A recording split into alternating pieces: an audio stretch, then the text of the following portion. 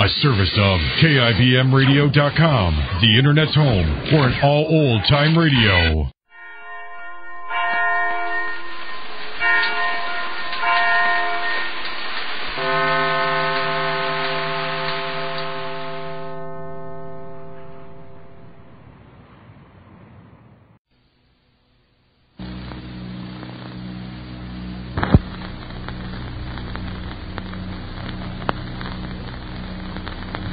And now, the Goldbergs.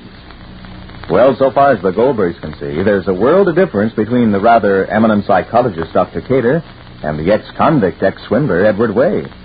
But Orianne seems to prefer the latter to the former, and somehow Molly thinks it's all to the good. In any event, Orianne has refused all offers of assistance from Dr. Cater and gone into business with Mr. Way. And tonight, the Goldbergs get a little insight into what may happen. Molly, what are we waiting for? Why don't we eat? I'm got to smash my potatoes yet, dear. Can't we sit on the table and start? I'm hungry, if you don't mind. You're hungry, then, dear? Why not? All right, darling. You don't want to wait? For what? I can eat without potatoes. For Orianne, you don't want to wait for Mr. Way? If they were coming home for dinner, they would be here already, no? Very well, very well. I'll just take my leg out of the oven. It's still in the oven? Why should it get cold? Family? Rosalie? Come here, dear. Come, dear. Come. Papa wants to sit on the table. Come, dear. Come. Aren't we waiting for David and Orianne and Mr. Waymore? I'm hungry, if you don't mind. Come on, then. Let's eat. Where's Bertie? Seymour's giving her a driving lesson. Not with my car, I hope. Why your car? She's practicing on her trailer. That's all this country needs now. Boydie should drive a car. Women are good drivers. All right, Molly, all right.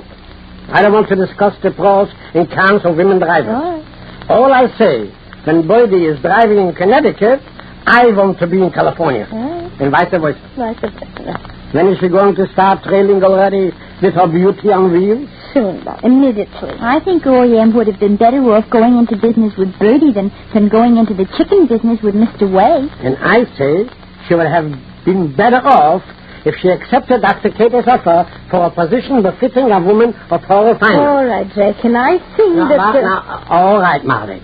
I'm hungry. All right, so I'm fixing if you're hungry. Come, so sit to the table. Where's David? He's the Dr. Cater's father. Are we having soup, Ma? Of course we're having soup. And put a little light in the soup. You have to first put a light in the soup? How long will it take, Jake? I'm hungry. Do you mind? Wait, please.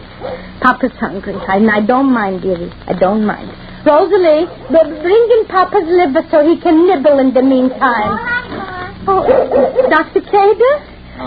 Good evening. Come in, Doctor. Please come in. Surprised to see you. What brings you to Lestonborough in the middle of the week, Dr. Cater? Dr. Cater comes occasionally in the middle, Jay, dear. Family, bring the chair for Dr. Cater. Please sit down, Doctor. Please. Rosalie, wait with Papa's liver. Perhaps you'd like to join us for dinner, Dr. Cater? Oh, will you have room for me? Oh, question, of course. We're just waiting for Orianne and Mr. Way. Oh? They should be any minute. They should be any minute. But we can proceed with eating. Why should we wait? I don't mind waiting. Jake, if you... A glass of water, please. I'll just call my father and tell him I'm in Glastonbury and having dinner with you. Yes, surely. The phone is inside. Yes. You know the position of the phone, the situation of the phone. I'm going into the kitchen. Wait, Jake, please. Glastonbury 72, please. Jake, if Dr. Cater came here, he didn't come to see me or you or Family or Rosalie. And if he's staying to supper, it's because we're waiting for Orianne. I'll be leaving in the morning. See that? See what? See that, Yes. Rosalie? What is it, Ma? Nothing, but what is it? Nothing. Did you set the table incorrectly? You put napkins? Yeah, everything, Ma. Knife. Sometimes, when you put a knife, so you forget a fork. I didn't forget I'm anything. just saying, excuse me, apologizing. I'm just saying. Did you put water? Yes. And glasses? All right, dear. Now turn out the light in the soup. Turn on, turn off. When do we eat? Please. Yes. I'm having dinner here with Goldbergs. Rosalie, please, don't be an eardropper. Don't like that for you. Yes, Cater's talking. Let him talk on the phone. Please. Go put a light in the soup. I'm going, Ma. You gotta wait for Orianne, Pa. That's why he's staying. I'm hungry. Do you mind? All right, Jake, please. We're going to eat momentarily in a second. Is David all right, Dr. Cater? Yes, they're going to have dinner together and then go to the movies, if his mother approves. Sit down, Doctor, please. Thank you. Will you excuse me? Jake, I'll be right back. I can call Mr. Willoughby, Ma. Why Willoughby, Rosalie? Well, if they're drawing up a They wouldn't contract. be at Willoughby's. They'd probably be at George Spielberg's. What are they drawing up a contract for? Well, The chicken business. yes, the chicken business. Jake? Are you iron? It's all very businesslike, isn't it? Well, of course, with a man like Mr. Way, it's the best thing to do. A very shrewd man. Well, that was mine impression, mine immediate impression also. But since I don't know, Dr. Cater, he's very contrary now. He's being very nice. Yes, overwhelmingly. Yes. Frankly, Mrs. Goldberg, I'm looking forward to Orianne's little dive into the feathered trade. She'll make a marvelous hen house sweeper, chicken sterilizer, egg picker, or whatever you do when you raise chickens. Well, when we was discussing it, we were sitting and we was discussing it, so it was decided in the decision that she would go, Orianne would go to the hotels to see, and she would do the soliciting because woman, and she would take care of the selling end. Oh, that's even better. Is she going to peddle from door to door, or No. open a butcher shop? Butcher shop. Dr. Cater, butcher shop. Well, she's going to get all the names of all the hotel people, of the proprietors, that many summer hotels in the vicinity. And she's going to sell to the hotels and so forth. Oh, that's fine. Yes. With her good looks, it ought to be easy. Taking hotel owners out to dinner, wining them and dining them. You know how sales are made. As it'll be wonderful for David, knowing his mother's entertaining potential chicken buyers. Well, I don't think it'll be so bad. And it's a way to earn a living. Yes, undoubtedly. A fine way for a woman like Orianne. She could get a job dancing in a chorus or digging ditches. I can think of hundreds of things. I think Orianne would have been better off if she went into the beauty business with Bertie. Oh, yes, that would have been marvelous, too. Anything is better than the position I offered her. Having a private office in a hospital, helping poor people adjust themselves to a hard life. A quiet, respectable position like that with good pay isn't to be thought of. The chicken business, that's the real thing. Excuse me, my telephone. Certainly. Hello? Yes? Uh, Speaking personally. yes, Like a Sammy? cigarette? Cigarette? Yes? No. Oh, no, yes, thank you. Orianne. Oh, I see. Everything well? Uh-huh. Yes, everything seems to be the same. Likewise? Yes. David is fine. All right. All right. Goodbye. Well, I think we can eat. Well, aren't we going to wait for Orianne? No, Orianne wouldn't be back for dinner. Mr. Ray and Orianne, they're having together dinner at the lawyer's, Mr. Spinway. Who was on the phone, Molly? Sammy, where did I leave my hat? Oh, Dr. Katie, If you don't mind, I think I'll... you're going? some other time. Good night. Good night. Wow. That's something, isn't it? Silence. Snuff. Not another syllable. I don't want to hear a word. Jake! Come, we'll eat. I'll have my supper, thank you. Where did you reach your In the kitchen. I was hungry. Do you mind?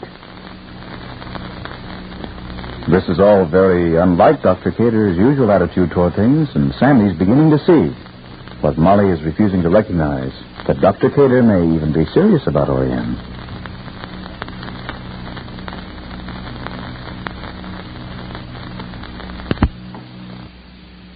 In just a moment, X-1. But first, a quiz program does not always improve your IQ.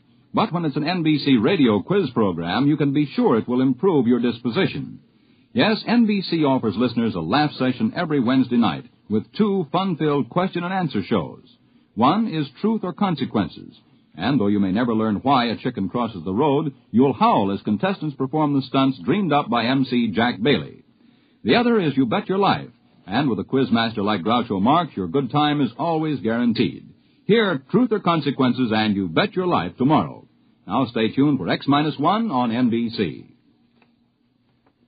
X-1 in 1 minute. This week is Military Reserve Week. If you're a young man between the ages of 17 and 18 and a half, you can fulfill your military obligation with only 6 months of active duty. You need no longer ask yourself, when will I be drafted? By joining the 6-month reserve training program, you become draft exempt and can plan your future with confidence. You are paid for your service while in training. You may be able to pick the exact job you want depending upon your aptitudes and Army vacancies. You may enlist in the program and then receive a deferment until you have finished high school. Your training will teach you to protect yourself and your family in any emergency. The training builds you physically, and the technical skills you learn can help you later in your civilian career. There are many other big advantages for you in the 6-month training program. Visit your Army Reserve Center for all the facts about your big opportunity in the 6-month training program. Learn how you can plan your future with confidence. The book says, when the ship shall enter into the orbital pool of its destination, the motors will change in sound due to the increased anti-gravity components. A study is being made to interpret the meaning of the word destination, which was lost some 4,000 years ago and has always been a subject for much controversy. But this need not concern you. Suffice to be reassured that the change in the sound of the motors is a part of the scheme of things. Return to the schedule. The ship is all. Praise the ship. The ship is all. Praise the ship. Countdown for blast off. X-5, 4, 3, 2, X-1, fire.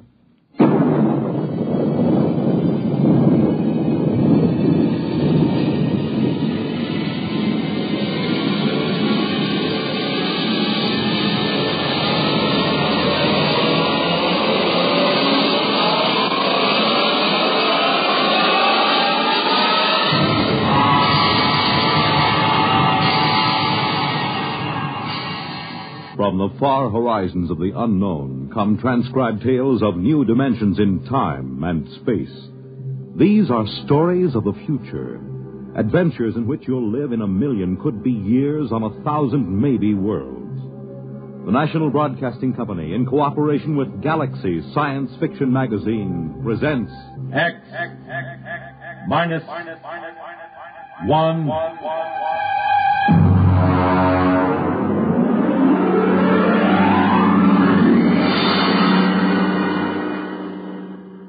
Tonight, The Sense of Wonder by Milton Lesser. The huge ship sped endlessly through space on a voyage that had lasted 10,000 years, the journey which had no end. And for those aboard her, there was no other universe. To them, the ship was all.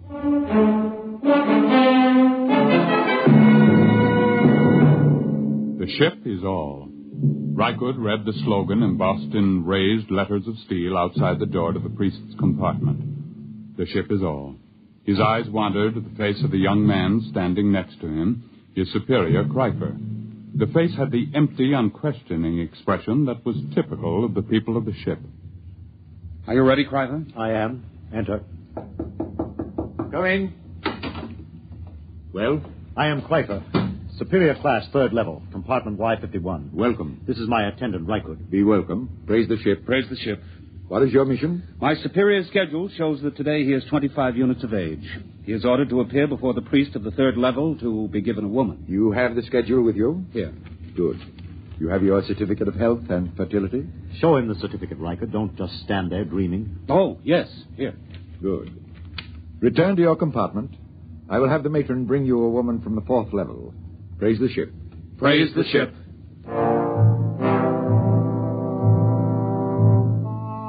Kreifer returned to his compartment, followed by Reichert. There was no questioning in the mind of either of them. At birth, each of the people was classified as a superior or an attendant, and the coded marking of his schedule was tattooed on his right arm. Both of these young men were 25, strongly built, and tanned from constant exposure to the health rays in the ship's conditioning room. Kreifer wore the loose-fitting robe of a superior. Reichert wore the tight trousers and shirt of an attendant. They entered the comfortably furnished compartment. Kreifer. Yes? What do you suppose she'll be like? What difference does it make? Don't you even wonder about it? I wonder about nothing. The ship is all. Praise the ship. Well, naturally, but still... We've been together as superior and attendant ever since the nursery. As an attendant, your entire purpose in life is to keep me alive and productive, to perpetuate the people. I would hate to have to part with you now. Part with me? Not of my own choosing, of course, but sometimes I detect what appears to be a strain of unorthodox thinking. Really? I was not aware of it. I am not entirely aware of it myself. Not enough for me to report you. However, I must warn you that if it should increase, I will have to send you for therapy. Well, I assure you there'll be no need for that.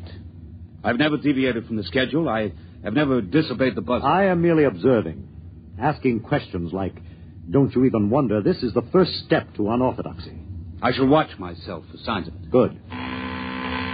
The eating buzzer. Your schedule calls for a massive dose of multivitamins. Fine. Prepare it in the green vegetables today. Today is a starch day. Oh, I'd forgotten.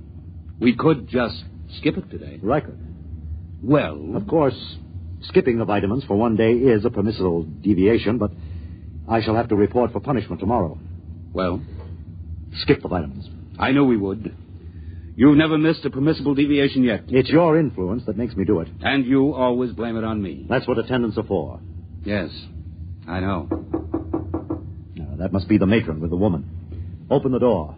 Maintain the utmost dignity, please. Yes? Is this the compartment of Kreifer, third level, Y51? Yes. I am matron of the woman's level. Enter. I am Reichert, Kreifer's attendant. This is Kreifer. I have brought a mate for you. This is she. Be welcome. Praise the ship. Praise the ship. Her name is Aylin. Welcome, Aylin. I am most happy to be here. Praise the ship. Come. I will show you which compartment is to be ours. This way. There are 5 compartments in this suite, and ours will be... Will you take food, matron? Why do you look at me that way? That mark on your forehead. You have always had such a mark? Yes. And you have another diamond-shaped on your right shoulder? How could you know such a thing? Your name is Reichert. Reichert. How like him you look. How like whom? Your father. My what? Of course, you could not know the meaning. What do you say? When you were born, like any of the people of the ship, you were taken immediately and placed in the nursery of the ship. You never knew who sired you, nor did they know you. Naturally. It's according to the schedule. Yes, it's according to the schedule. I have a strange feeling toward you. I can't explain it. What sort of feeling, Reichert? As if we've met before. But that's impossible, of course. Yes. Still, there have been cases, it is almost heresy to mention it, where a mother has been able to keep her child for a while. Such a female would be turned over to the control chief and fed into the converter. If she were discovered. It is a criminal thing to do. It is said to warp the child so that he becomes a heretic at an early age. Yes, it is very, very criminal. Still, you say there have been cases. Once there was a woman, it is said, an attendant, who managed to conceal such a child behind one of the forbidden doors for almost 3 years. Behind the doors? It's unspeakable. Very likely only a rumor. It's shocking to hear of such things. Behind the forbidden door. You're shocked, and yet something seems to stir deep in your memory, perhaps. Nothing. You're certain? Why do you speak to me thus, woman? Come closer. What is it? Closer. Where there's no chance that we'll be overheard. Well? Reichert, you are that child. I will not listen. I will not listen. You are that child. How could you know such a thing? I am 70 units of age. 25 units ago, I was a matron of the nursery. This person came to me and told me of her child, which she had concealed in the space lock behind the forbidden door. She begged me to take it and place it in the nursery with the other children. I had been her attendant for many years, and we were close to each other. I did as she asked. But are you certain this child was me? I remember the marks upon it. And I am doomed. Why doomed? I have known my own parent. This accounts for the strange feelings that come over me sometimes. What feelings are those? A feeling... a sense of wonder. Oh. You seem pleased. Rycord. What? Your superior returns. I cannot speak. But if you would satisfy this sense of wonder, I have a book which I will give you. I cannot accept a book without the supervision of the ship's librarian. Take this one. Keep it concealed. Here. Take it quickly. They're coming. Well, what are you two whispering about? I was merely explaining to your attendant how he must behave in the presence of your mate. There is no need to explain. All is scheduled. Nothing is questioned. Praise the ship. Praise the ship. I hope that your union will produce the optimum number of children. I'll leave now. Aylin. Yes, Kaiser. Your duties will be very simple. Reichert will teach you how to prepare my meals, and you will memorize my schedule. In 3 months, he will be freed from service as my attendant, and he will report to the second level to find a mate in the attendant class. Yes, Kaiser. It's time for my health treatment. Teacher Reichert. Yes, Kaiser. Come here.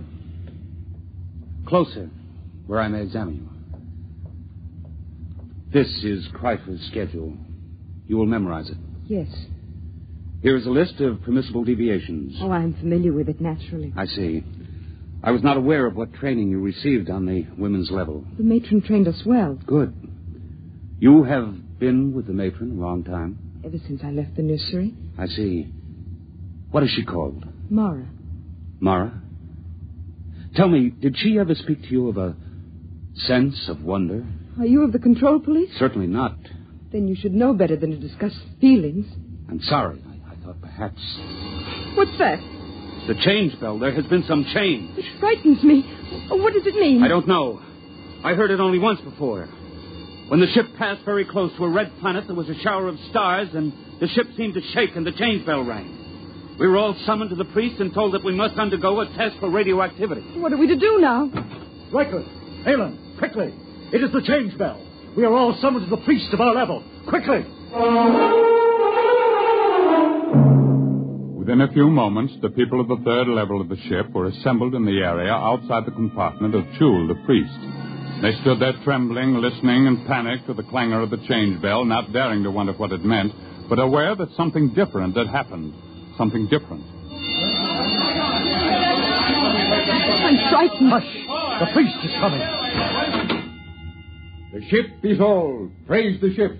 Praise the ship. Listen to Chul, your priest. I have just been in contact with the chief priest of the ship. This is what I have been given to say.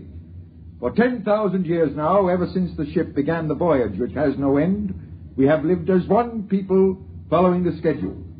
In those years, the change bell has rung only twice. On one occasion, it was to announce a change in the schedule for the preservation of the people of the ship following the epidemic. On another occasion, the ship passed close to a radioactive explosion, and it was feared that we had become dangerously activated. Now the change bell has rung again. You wish to know the reason, naturally. I am given to tell you there has been a change in the sound of the motor. There is no cause for alarm. The priests have consulted the book, which no man may see save the high priest. And we have learned that there is in the book a provision for a change in the sound of the motors. The book says, when the ship shall enter into the orbital pool of its destination, the motors will change in sound due to the increased anti-gravity components. A study is being made to interpret the meaning of the word destination, which was lost some 4,000 years ago and has always been a subject for much controversy. But this need not concern you.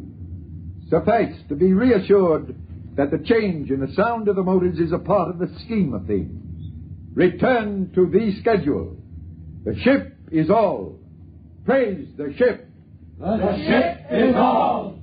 Praise the ship. On his way back to his compartment, Rykud stopped for a moment in front of the forbidden door which led to no one knew what, and listened to the sound of the motors. Yes, it was true. There was a new sound. It was frightening, and yet at the same time it made Rykud's heart leap with expectation. He looked at the forbidden door again and read the warning. No unauthorized persons permitted through this door. Attendant? Yes. What's your name and compartment? Rykud, attendant to Kreifer, third level, Y51. Who are you? Graf, control police. Why do you loiter outside the forbidden door? I was merely reading the warning, trying to impress it upon my brain. Is there a need to impress it? You have doubts? Well, no. No, of course not. Then why bother to impress it? If you have no doubts, there's no need to impress it. Well, I was merely... You see, I am engaged in the training of a mate for my superior. I wish to make certain that she knows every jot and line of the warning. Has she doubts? I'm sure she does not. Then why impress the warning upon her? It should be sufficiently impressed upon her since birth. I was merely... You were merely loitering, eh? Tell me, Rykud, do you ever wonder what is behind the forbidden door? Never. Are you perfectly content? Perfectly. Good. I'm going to enter your name in my report as a warning. See that it is not repeated. I will see. Return to your compartment. I will return. Praise the ship. Praise the ship. Rykud went back to his own compartment. He tried to push the events of the day out of his mind. It was almost too much to cope with. First, the mate for Kreifer, then the news of his birth, now the change in the sound of the motors, and the book. Rykud lay inside his bunk, drew the curtain, and took the tiny, ancient plastic book from his trouser belt. He opened it and began to read. It was thought advisable to keep from the passengers on the ship the fact that their voyage might end in catastrophe. Forced to leave the Earth because of its radioactivity following the 3 wars, the inhabitants of the ship, to all intents and purposes, became the inhabitants of a new world. The ship was their world. The organizers of the expedition felt it would be cruel to inform them that the ship's navigation machinery had been set in a series of ever-increasing circles and then ever-decreasing circles, so that in 10,000 years the ship would return to Earth. There was the possibility that Earth would no longer exist, or that the radioactivity would have made it uninhabitable, even if the remaining humans hadn't managed to explode it. Therefore, the ship became all. Even the word destination was eliminated. If it were known that I had chronicled this account, I would most certainly be executed and the book destroyed.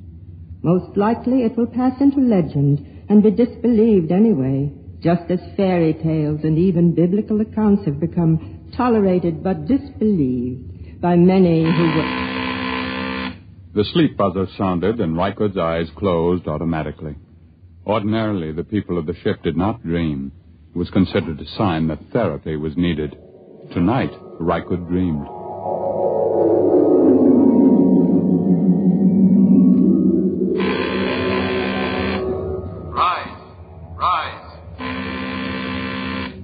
Rise. Dress. Eat. Raise the ship. Rise. Eat. Dress. The ship is all. Rykud. No. Rykud. What? Shh. What is it? You've been dreaming. I heard you and came in to see what was troubling you. Where's Kreifer? He sleeps like the dead. I was dreaming. Ellen, look at me and tell me the truth. Do you ever dream? Do you?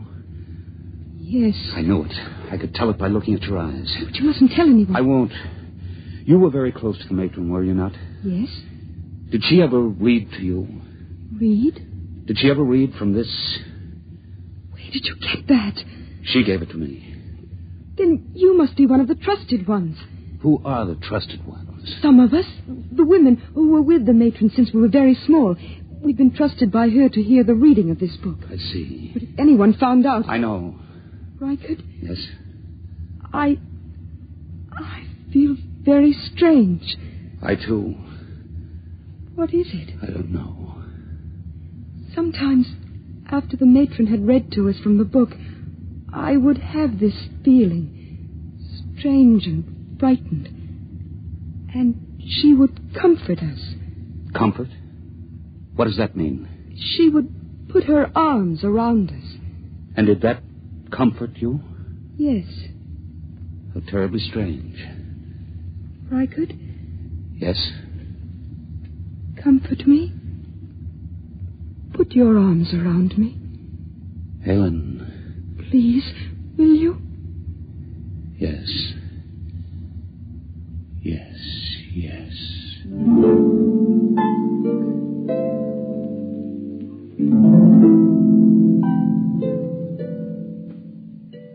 On the following morning, when Kreifer went to the conditioning room, as prescribed by the buzzer, Rykud drew Aylin over to the spaceport and slid aside the protective shield. Look. I am looking. Tell me what you see. I see the stars and space. Look closely. Do you see nothing unusual? I so seldom look through the spaceport. I'll tell you then. Look there. See that one star, so big and so bright that it hurts your eyes? Well? I've been watching it. It is growing larger each hour. Stars do that. Never has one been this large. What difference does it make? The stars exist only as pictures in the glass of the viewport. They're not real. The ship is all. That is what we are told, but perhaps it isn't true. What? Perhaps these stars do not exist only in the glass at the viewport. Perhaps they exist beyond the viewport. I don't understand. Let me say it this way once and forever.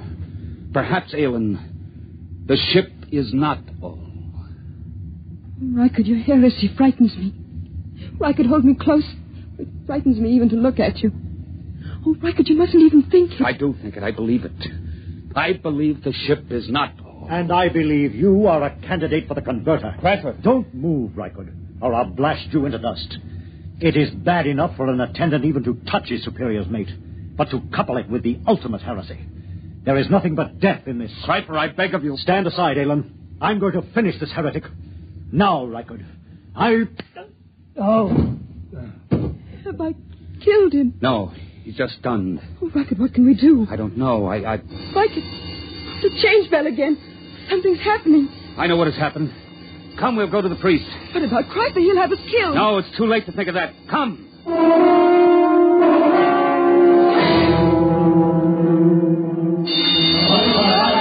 Come, Aylin. Stand close to me. The priest is entering. Silence! Once again, the change bell has sounded. There has been another change. Doubtless you all felt the shock and the vibration a moment ago. I am informed that the motors have stopped. Silence! However, once again, there is no need for any panic or alarm. We will continue to live our lives just as before. The only thing that has changed is that the motors have stopped and that the view in the viewports has changed. Behold. The view in the viewports has been changed from the stars to a garden. That is all there is to it. The book makes mention of the fact that the view in the viewports is changeable. Go back to your compartments and resume the schedule. The buzzer will be your guide as always. The ship is all. The ship is all. Wait! No, I have something to say. Listen, this is what I have to say. The ship is no longer all. Seize him! Keep back! I have my superior's ray gun. I will destroy any who move to seize me. Listen to what I have to say. The view in the viewports is not just a garden. It is the destination. It is the earth. Don't you understand me? We have arrived. We have reached the destination. The journey is over. We can leave the ship and go out into the garden. Fools, can't you understand? Watch the viewport. Watch it. The viewport is broken. I've shattered it. You can go out. Feel the air rush in. Smell its fragrance. Why could they don't move? They don't understand. Seize him! Kill the heretic! Kill him! Why could they moving toward us? Run. Follow me quick. After him! Death to the heretic!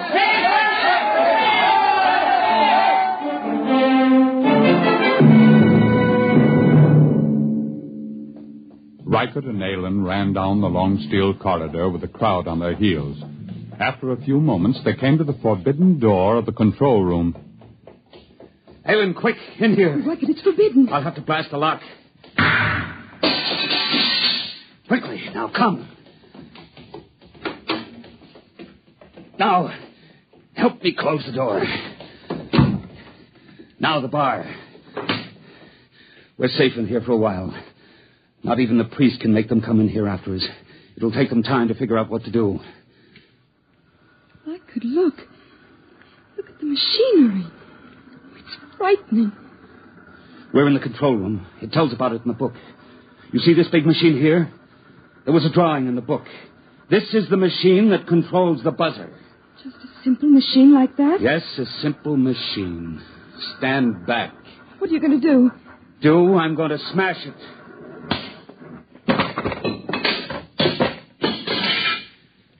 Now they're going to have to find a way to live without the buzzer. Reichert, they're breaking down the door. Come with me. Where can we go? There's nothing except the ship. No, there's more than the ship now, Aylin. There's the Earth. The cool green Earth. I'm going to smash the viewport. Come on. We're going to leave the ship. Reichert, I'm frightened. Put your arms around me. There's nothing to be afraid of. Come, Aylin. Take my hand. Here is the Earth. And it is ours.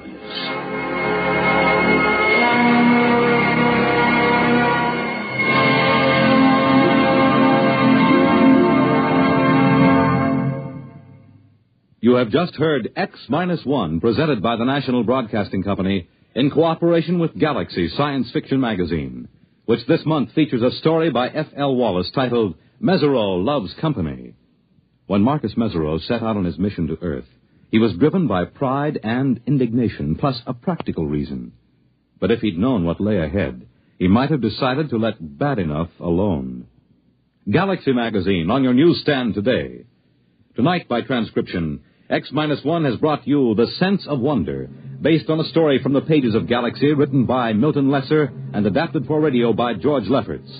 Featured in the cast were James Monks, Bill Quinn, Edwin Jerome, Vera Allen, Rita Lloyd, Joe DeSantis, and Dick Hamilton. Raymond Edward Johnson was the narrator. Your announcer, Fred Collins. X-1 was directed by Daniel Sutter and is an NBC Radio Network production.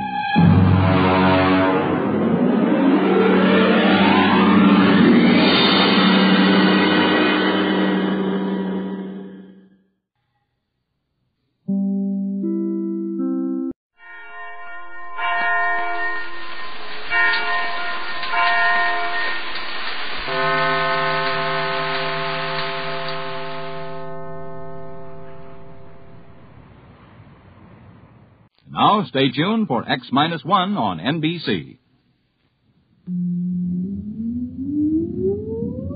Countdown for blast-off.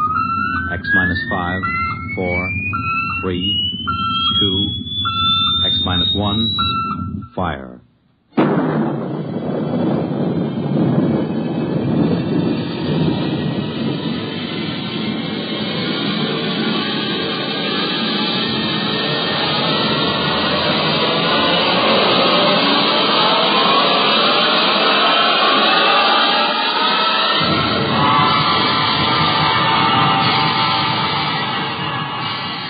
From the far horizons of the unknown come transcribed tales of new dimensions in time and space. These are stories of the future, adventures in which you'll live in 1,000,000 could-be years on 1,000 maybe worlds. The National Broadcasting Company, in cooperation with Galaxy Science Fiction Magazine, presents X-1.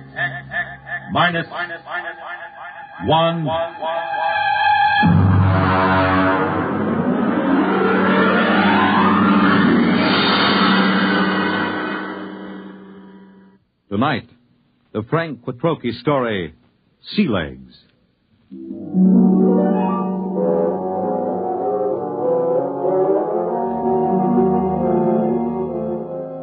I stood in line at the Grab 1 desk with the old knocked service record and tapes in my hand and waited for the board processing clerk to speak. The clerk seemed utterly indifferent to the excitement of the men in the line.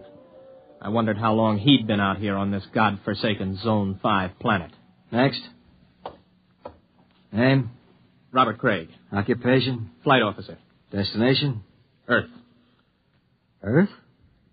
Anything wrong with that? Well, I guess not.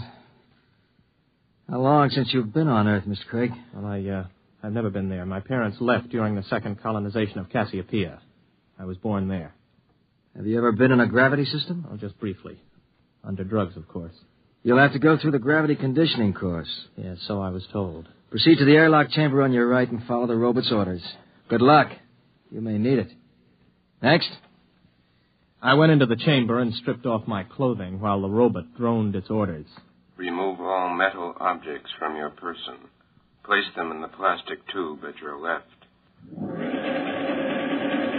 Now stand underneath the decontamination tube. Depress the button with your right foot. This is all. Proceed through the green door to the psychometric section. Please respond quickly to orders, and so to not impede the progress of others. Next, please. The door to the psychometric section led into a pleasant but cold-looking room with a single metal desk. A man with a balding, high forehead sat behind the desk. Mr. Craig, have a seat. I'm Captain Wyandotte, the psychological officer. Nice to meet you. Yes, well, let's see your records. You list your destination as Terror. You're certain you wish to go to Earth? Of course I'm certain. You're somewhat aggressive, Mr. Craig. Look, I've been standing in line taking orders from clerks and robots for 6 hours. Every time somebody sees that I'm headed for Earth, I get the fisheye.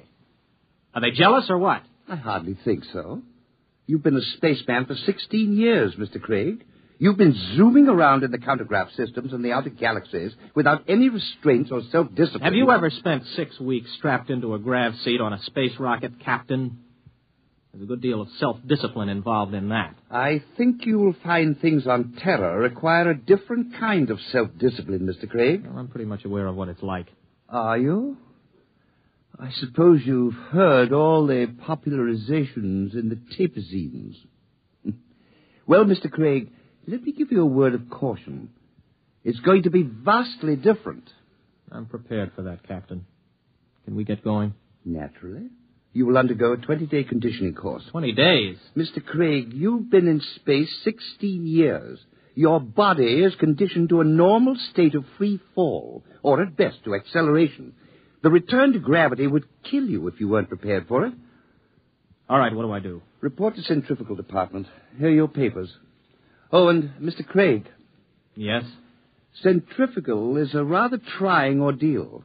If during the course of treatment you should change your mind about returning to Earth, you're free to do so. Thanks. I won't.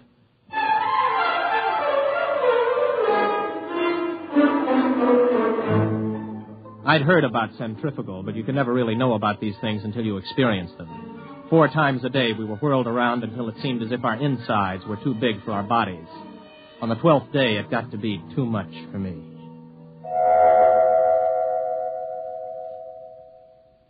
I was in the base hospital for 5 days. My roommate was an old space bum they'd brought in to die with a case of ruptured veins. His name was Charlie Brockman. How you feel, son? I'm pretty good, Charlie. You get discharged tomorrow, I hear.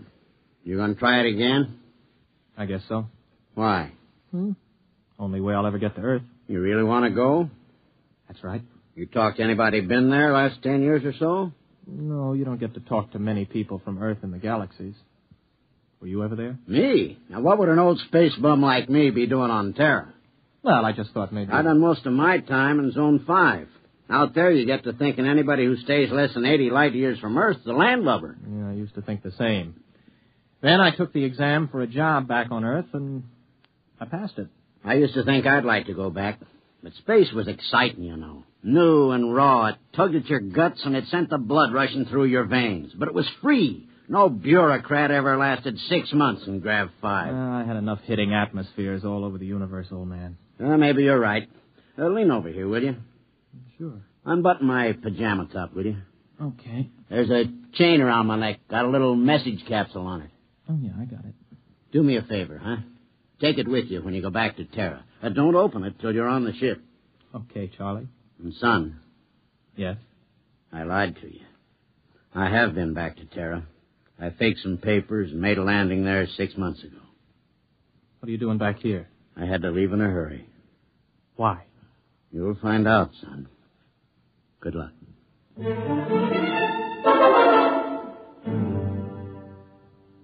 Charlie died the next day. A few hours later, I was visited by Captain Wyandotte, the psych officer. How are you feeling, Craig? Okay.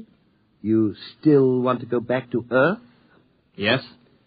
You're completely sure you want to live out your life there, to give up space service for it? Look, we've gone through this, Captain. Now, you tell me that spacemen don't settle down on Terra, yet you won't or you can't tell me why. All right, what's the pitch? Does the Space Service need men so badly that they have to make it impossible for us to go back? That, Mr. Craig, you will have to discover for yourself. You have my authorization to complete your conditioning and return to Earth as a private citizen. I wish you luck. You'll need all you can get.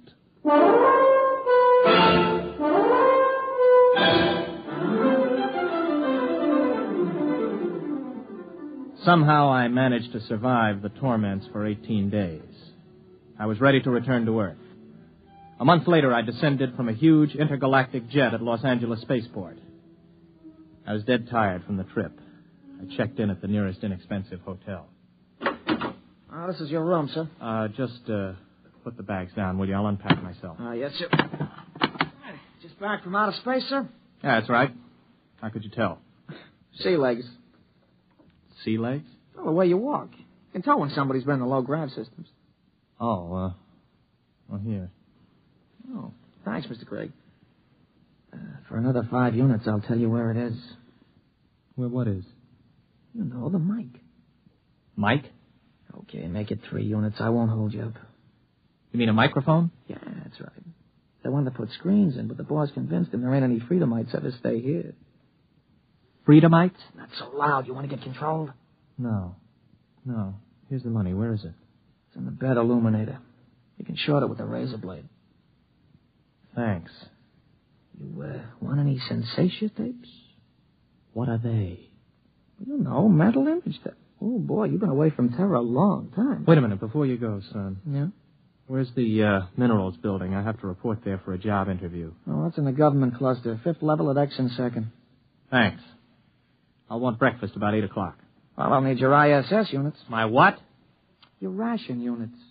I don't have any ration units. You have your ident card? Look, I just got here an hour ago. Oh. Well, you better go see the Civil Control Board tomorrow. If you want to eat, that is. All right, where do I find the control board? Government cluster. But don't worry. If you don't find them, they'll find you.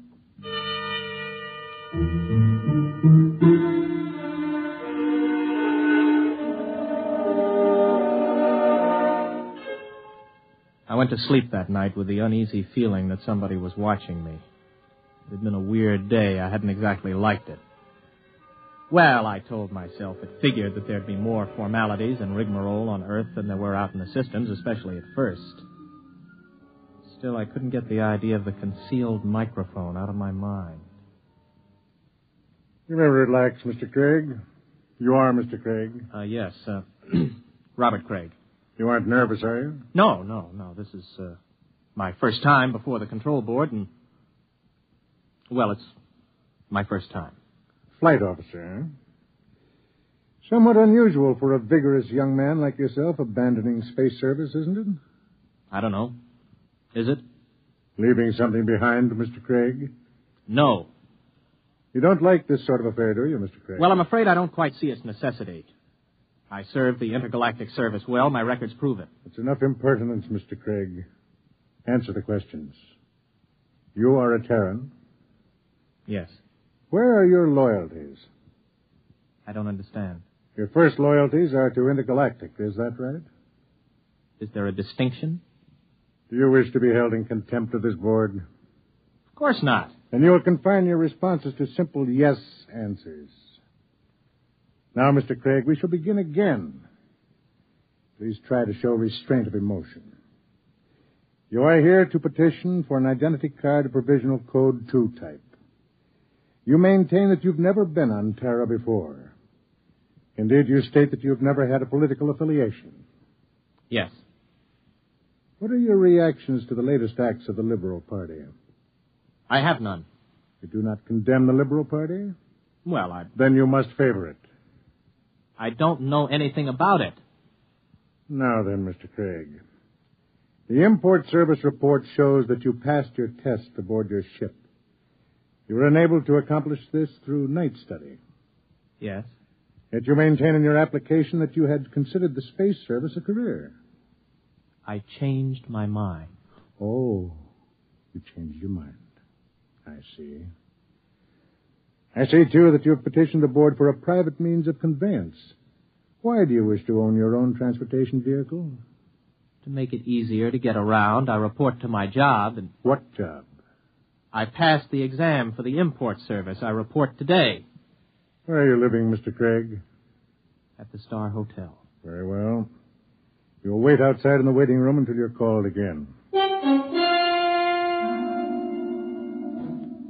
I waited about 2 hours in the porcelainized waiting room of the Civil Control Board. Then I was called over to the clerk's desk at a small window. He stamped some cards for me. Craig. Here. Here's your stuff. Class 1 provisional ident card. Sign it and fingerprint it. Don't lose it. If you do, you'll be picked up by the control agents. I petitioned for a Class 2 card. You'll get a Class 1. This entitles you to maintain an apartment in the lower level of the Beverly Project.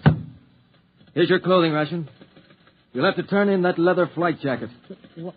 No, wait a minute. I had this made on Chuan. Listen, I can remove the insignia. That is not the point. Your clothing ration is defined by law. There are no exceptions. This is your food ration. What's all this medical stuff on the card? You are rationed fairly in accordance with your particular metabolism. Oh, you're kidding. I do not kid, Mr. Craig. Well, what about a car? I asked to be allowed to buy a car. Let's see. Your petition to be permitted to purchase a private means of transportation is hereby denied.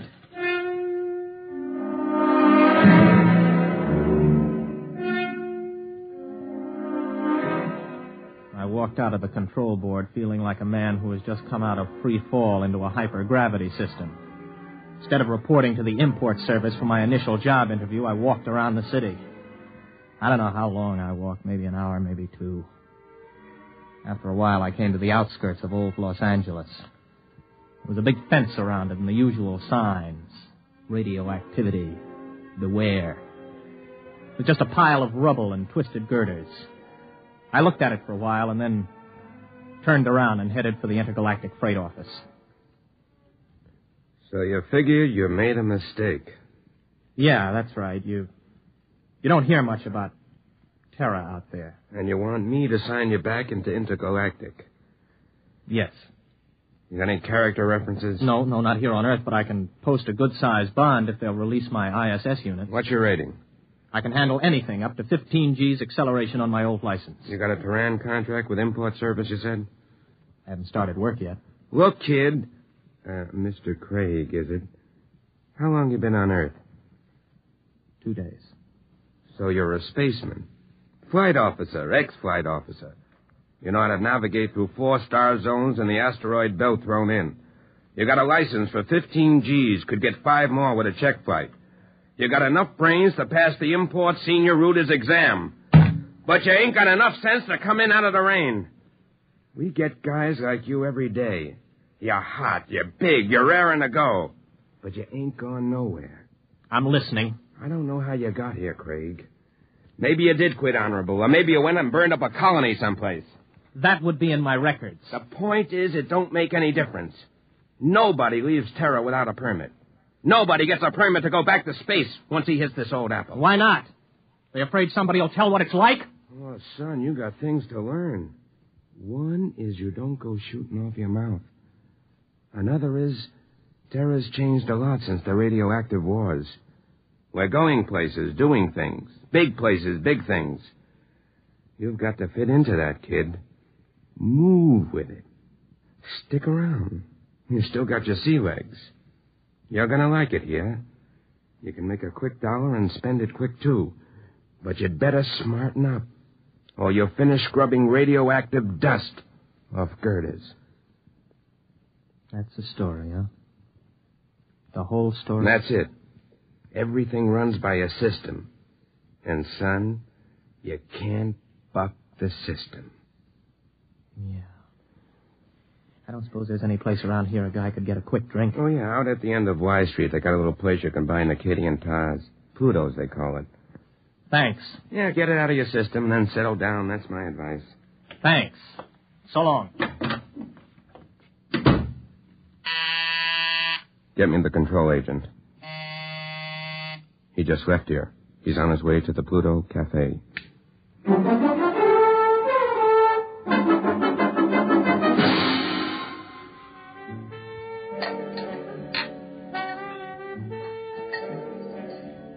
Hey, waiter. Waiter, bring me another drink for the young lady. Wow. Now then. Where were we? I don't know. In fact, I still don't know why you're buying me free drinks. I told you I want somebody to talk to. You a purist? Or maybe you don't like the brand of sensation tapes they're peddling these days. You know, you don't have a bad face, really, underneath the makeup. I mean, it's a little crooked, but it ain't bad, really. Thanks. Does me pretty good. Well, what's your name? Gloria. Oh, sure. Sure, I remember. Gloria!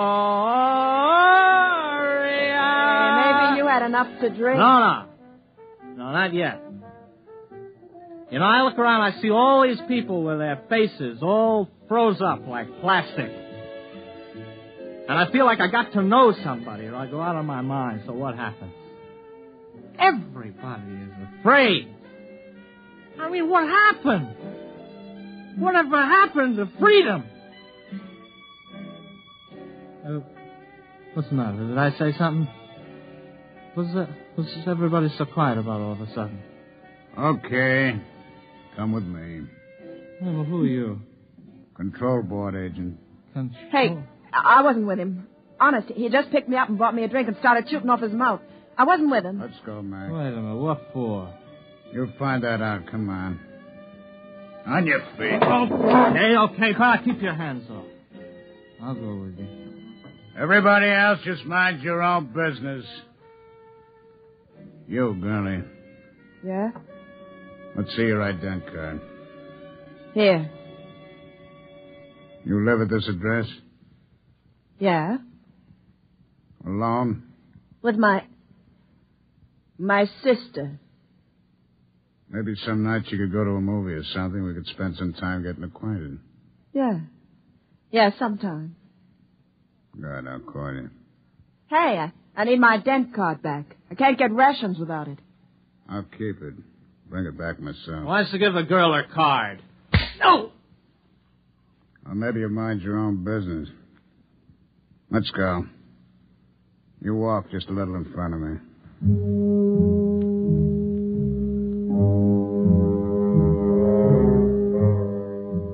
He was a big man, maybe 250 pounds, and he shuffled when he walked. He'd hit me right across the right shoulder with a sort of rubber truncheon, and now it began to ache. We're walking along a sort of back street. Everywhere in the universe there were such streets. Streets where you could find freedom in anonymity, a compromise between lawlessness and law. They are permitted by the authorities because it is necessary to have a place for those who are not permitted elsewhere. Okay, step into the stowaway. Hurry up, you fool. We're being followed. Well, we're followed by whom? Don't ask questions. Do as you're told. Don't I have any rights? You got the right to get hit over the head unless you do what you're told. Now, quick. Hey, come in. In here. Hurry. Hey, who are they shooting at, you or me? Both of us. Down these steps. Stop! Stop or we'll fire! Through this door. Now, duck behind that pillar. Don't make a sound. You see them? 9 trays! Come on, they probably slipped out. Walk through the tunnel behind you. One false move and you're finished. Go on.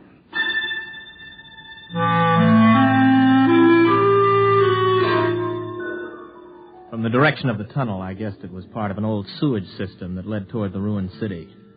I don't know how long we walked, maybe an hour. Finally, we came to a small wooden door. Stop here. Okay, let's have it. What? Have what? The tube. I don't know what you mean. Our detectives picked it up on you the minute you got off the plane. You're carrying a radioactive message tube with a periodic emission signal.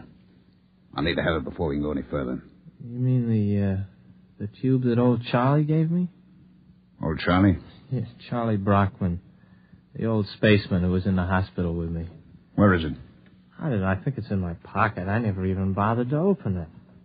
Do it now. Let me see. Oh, yeah, here it is. Open it.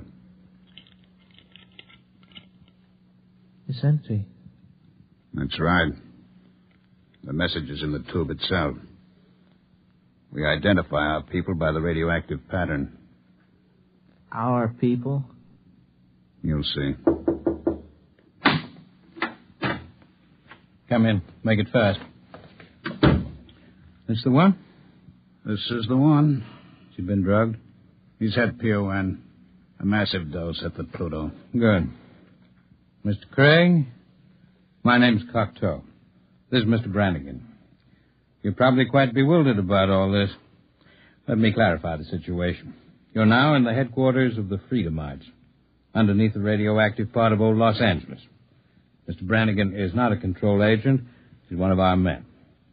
We've been watching you ever since we detected the message tube as your ship was approaching Earth. Now, wait a minute. You guys are Freedomites? That's right.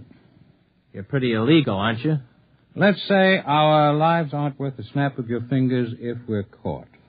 All right, who are you? Where are you from? Most of us are from the same place you're from, outer space. Many of us had the same history you have. We shipped into Earth and became disillusioned and went to the intergalactic freight office to apply for a job. The man at the office, the man who made the speech about coming in out of the rain, is one of our agents.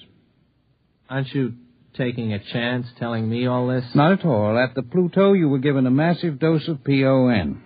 You won't remember anything that happened to you after the drug hits you in an hour or so.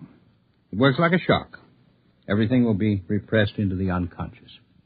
Oh, I see. Very neat. It will exist in your unconscious, however. Somewhere, because you're the kind of man you are, because living in space has taught you the blessing of feeling free, you'll be able to draw upon your unconscious knowledge when you need to. And when will that be, Mr. Cocteau? That depends on whether you decide to join us or not. Join you in what? I haven't the faintest idea of what you're trying to do. For all I know, you're a bunch of traitors. You know, I've heard this comes the revolution stuff before. My friend, you're woefully ignorant of our aims, as is to be expected. We anticipate no revolution. We print no leaflets, publish no newspaper, and we have no world plan for conquest. The kind of totalitarian mind which subscribes to tight economic systems like the ancient Marxism of the communists is abhorrent to us. We're interested in only one thing, the preservation of the idea of freedom. Our fear is that men will forget what it's like to feel free. Well, how do you expect to accomplish this? Our concepts are being kept alive in only one place in the universe today. Outer space? Exactly. On the frontiers of the universe, where freedom is a condition of life and growth. Suppose I join you. How can I help? You're an experienced pilot. We have enough connections to do some plastic surgery on your face and get you a position piloting a spaceship again. You'll remember nothing of your mission. But you will remember that you have been back to Earth, what it was like. You'll be able, carefully, of course, to tell people, to help keep the idea of freedom alive. Think it over carefully. You have 20 minutes before the drug takes effect. I don't need 20 minutes. I'll do it. Good. In exactly 48 hours, you'll wake up in your hotel bed with a new face, the identity card of a man named Harold Janus. You'll not remember how you got them or why, but you'll know what to do with his identity. He is, or was, master navigator on the Earth-Mars run. Good luck, Mr. Craig.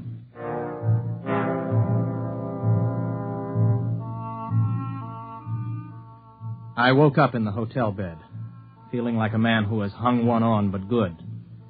I looked into the mirror and I saw the face of another man. I looked in my wallet and discovered that I was Harold Janus, navigator for Intergalactic, holder of a license for 15 Gs. I wondered where it came from, how I got it, but I asked no questions. This license, this ident card, meant freedom. I walked out of the hotel feeling steady for the first time. I'd gotten my sea legs at last.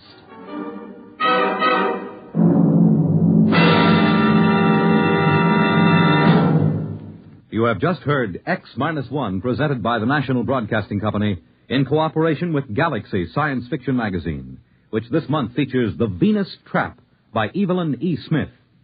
One thing man never planned to take along into space with him was the eternal triangle, especially a true blue triangle like this one. Galaxy Magazine, on your newsstand today. Tonight, by transcription, X-1 has brought you Sea Legs, a story from the pages of Galaxy, written by Frank Petrocchi and adapted for radio by George Lefferts. Featured in the cast were William Redfield, James Stevens, Stan Early, Charles Penman, James Dukas, Richard Hamilton, Jack Orison, Jack Grimes, Craig McDonald, Ralph Bell, Kermit Murdoch, and Frederica Chandler. Your announcer, Fred Collins. X-1 was directed by Daniel Sutter and is an NBC Radio Network production.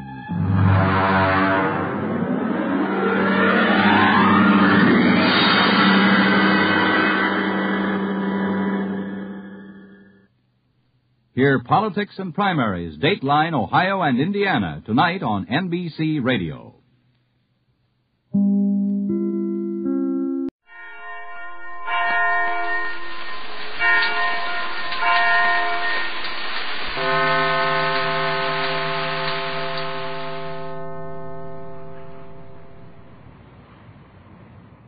In the dark, mysterious South Pacific Ocean, a magnificent yacht is carrying its passengers and crew on a strange cruise.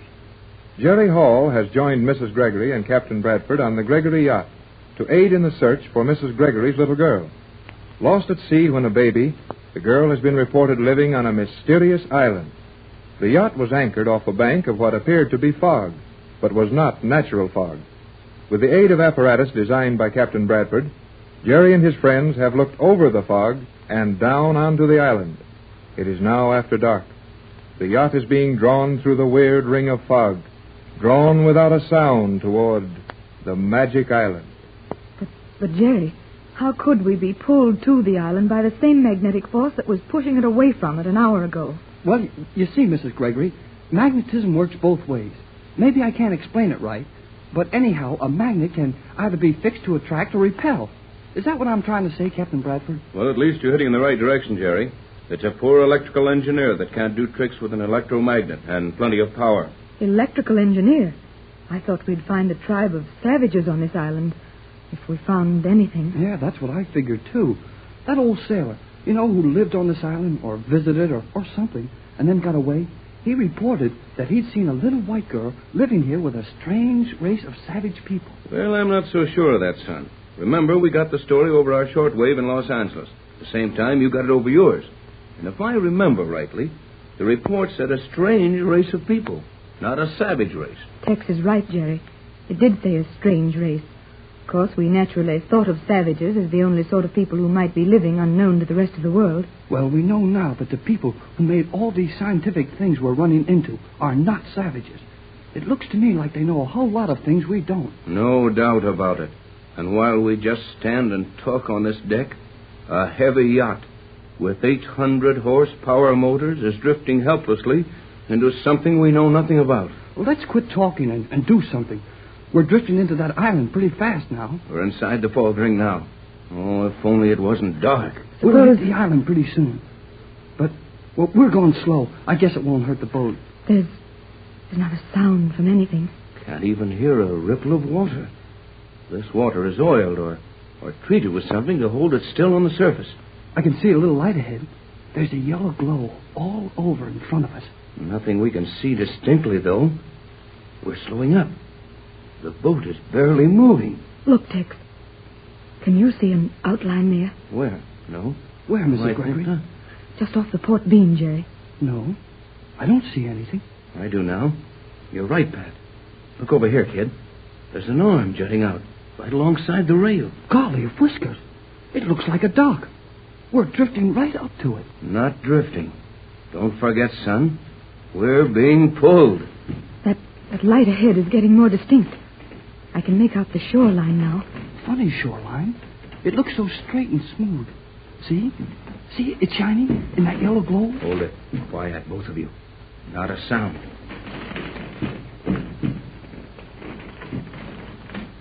We're rubbing against a dock, or a pier, or a landing of some kind. I thought so. And the boat has nearly stopped. It has stopped. We're not making any headway. But the stern is swinging in near that landing. Gee, the boat acts as if it had a shoreline, and we're being snubbed in. We are being snubbed in, and without a line. This yacht is being warped against that dock by the same force that pulled us through the fog bank and into this shelter. But why don't we see somebody or something? Or hear something. Gosh, any kind of a noise would sound good right now. Hey, we stop. We're hard against the thing on the port beam. Yes, we're here. And I'm afraid, Jerry, my boy, that we're actually on your magic island. Whether we want to be or not. Want to be? Why, Tex, we've come thousands of miles to find this place. And my little girl. Do you think we'll really find Joan here, Captain? Like the old sailor said? We're liable to find most anything here. Then let's start looking for it. You better go into your cabin, Pat. And stay there while Jerry and I have the first look around. I should say not. Wherever you two go, I'm going. Where are we going, Tex? We're going to step out on that dock, or ramp, or whatever it is, and see what happens. Oh, boy. Let's go. Steady, son. You go back and tell the skipper to stand by. Tell him he can quit worrying about his anchors.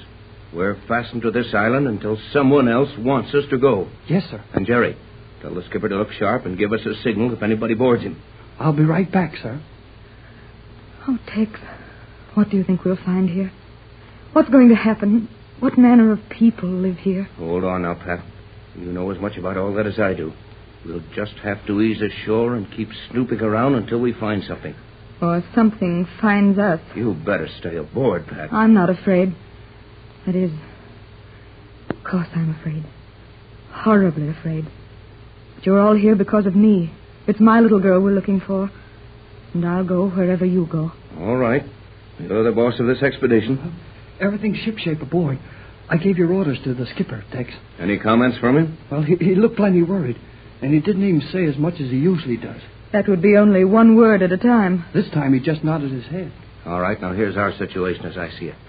There's no use making any plans as to what we intend to do, because we haven't the faintest idea what conditions we'll find when we get ashore. Now, we'll just step over on that landing there, keep close together, and walk toward that yellow glow of light. Whatever you say, Tex. Aye, aye, sir. All right, now. Over the side. I'll go first. All right, Jerry, come over. Now, Pat, give me your hand. Now, all stand still for a second. Try to get your eyes accustomed to this yellow light. What there is of it. I can't see any better now than I could when we first saw that yellow light. Neither can I. And yet, I can.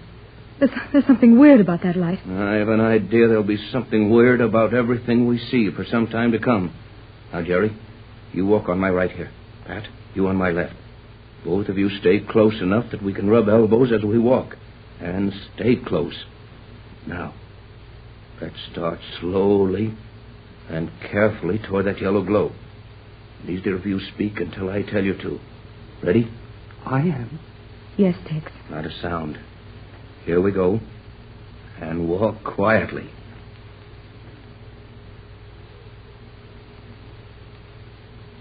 Stop. What is it? Did you see something? No, and I didn't hear anything. That's what's wrong. Well, what did you expect to hear? Our footsteps. I felt this landing with my hands when we came off the yacht. And if I ever felt any before, it's made of concrete. But here are three of us, walking at a fair pace. I have on heavy boots with leather heels, and yet we didn't make a sound. Oh, that's right. Well, wait till I feel this stuff with my hands. You're right, Tex. That's concrete, all right. But when I felt it, I slapped it good and hard. It made almost no sound. Gee, do you think... I think we've stumbled onto the greatest scientific miracle of our time. And there's no use in our trying to walk quietly or make any secret of our movements. You mean we're being watched now? In the dark? No. The captain means we're being watched by somebody who can see through this yellow haze, just as easy as we could see in broad daylight. No doubt about that, son. This island, if it is an island, is years ahead of anything we have ever known. And it has people on it that know things we never dreamed of. Could this all be artificial? The island, the fog, this light? Yes, it could be. And it is. For the simple reason that it couldn't possibly be natural. Golly whiskers. Well, what can we do? We can only do one thing, Jerry. Keep walking toward the center of that yellow light. Come on, men. I'm nervous and anxious to get it over with. I can't even see as well as I could. Say, wait a minute. That's funny. What's up, Jerry? That yellow light. Look, behind us. What? Why, the light has moved. The center of it is behind us now. Yes, and if you look to the right or left, you'll see the center of it there, too. But the center of it couldn't be all around us. It has no center. That yellow glow is perfectly diffused all over this area. Then maybe we're not walking toward the light at all. We're just walking through it. What if we walk off the edge of something here? Here, you get in the middle, Pat. No, I'll stay in the middle. You two are much lighter than I am. And if one of you slips off of something, the other two of us can pull you back onto this stuff we're walking on. Wouldn't you think we'd hear something soon? Yes, or see somebody. This has got me breaking out with ice water freckles. Maybe we'd better stop and think it over again. Getting scared, Jerry? You bet I'm scared. So am I, Jerry, but we may as well go on until... Oh. What is it? Which one of you gave me these? Huh? Gave you what? I gave you nothing. What do you... Huh? Well, why hand them to me? What are you two talking about? Pat just handed them to me. I did not. I still have the ones you gave me. Hey, now I've got them. Where did they come from? Pat, Jerry, steady now, both of you. Just answer my questions one at a time. Okay. Yes, Tex. Jerry, have you got a pair of glasses in your hands? Yeah, sure. Mrs. Gregory just handed them to me. Jerry, you handed them to me. Quiet. One at a time, I said. Have you also got a pair of glasses in your hands now, Pat? Yes, I have. But I... Yes, and I've got a pair. But where does Tex, what is this? Quiet, I said. May mean our lives. Quiet while I talk. Someone or something we couldn't hear, see, or feel, has just handed each of us a pair of glasses. There must be a reason for that. Well, I don't want to find out what it is. Oh, Tex, what have we gotten into? You know about as much about it as I do. There's only one thing to do. Each keep your grip on the other one's arm and put your glasses on with one hand. But what do you suppose the glasses are for? What any glasses are for, to see through. But it's nearly dark, worse than dark. What good will glasses do? Someone handed us those glasses. Someone who made no sound. And they weren't fumbling around in the dark because they didn't touch us at all.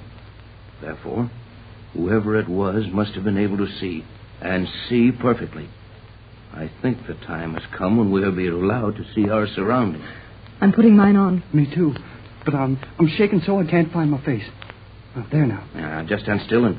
Well, it's getting lighter. No, it isn't. It's the glasses. I'm beginning to see. Take it as calmly as you can. No matter what you see, it won't help any to crack up about it. Tex, look. Right beside me. They're almost on top of us. Look, there. Over there. Oh. It's a long way from the coast of California to the South Seas, but many ocean liners travel that route with no more excitement than a trolley car ride. And almost directly in the path of these steamers lies a strange, hidden island, the magic island of the South Seas. The Gregory yacht has sailed to this island in search of Mrs. Gregory's long-lost little daughter. Now the yacht is held fast to the island by a powerful magnetic force. Jerry, Captain Bradford, and Mrs. Gregory leave the yacht. They stumble blindly through the weird yellow half-light that covers everything. Suddenly, some unseen person or phantom thing thrusts a pair of glasses into the hands of each. Oh, Tex. Jerry, look. They're all around us. And we haven't heard the slightest sound. I felt better when I couldn't see them. Speak to them, Tex. Say something to them. They aren't making any move to harm us. I'll go near them. You and Jerry stay. Well, I can't move. I'm scared, too. But I can move anyway. I'll show you and... Gee, I can't even move my arms. It's almost as if we were rooted to this spot. Gosh, why don't they move or say something? Speak to them, Tex. Get them to move. This will drive us mad. Steady, Patricia. These men are not savages. They're strangely dressed, but they look civilized and intelligent. But why can't we move? I know why, but I don't know how it's being done. I have a gun in my pocket. I can feel it being drawn downward. Sure, that's it. Magnetism again. That's why my flashlight feels like it weighs a ton in my pocket. Oh, my head. Something's pulling at my hair. Oh, of course, the metal hairpin.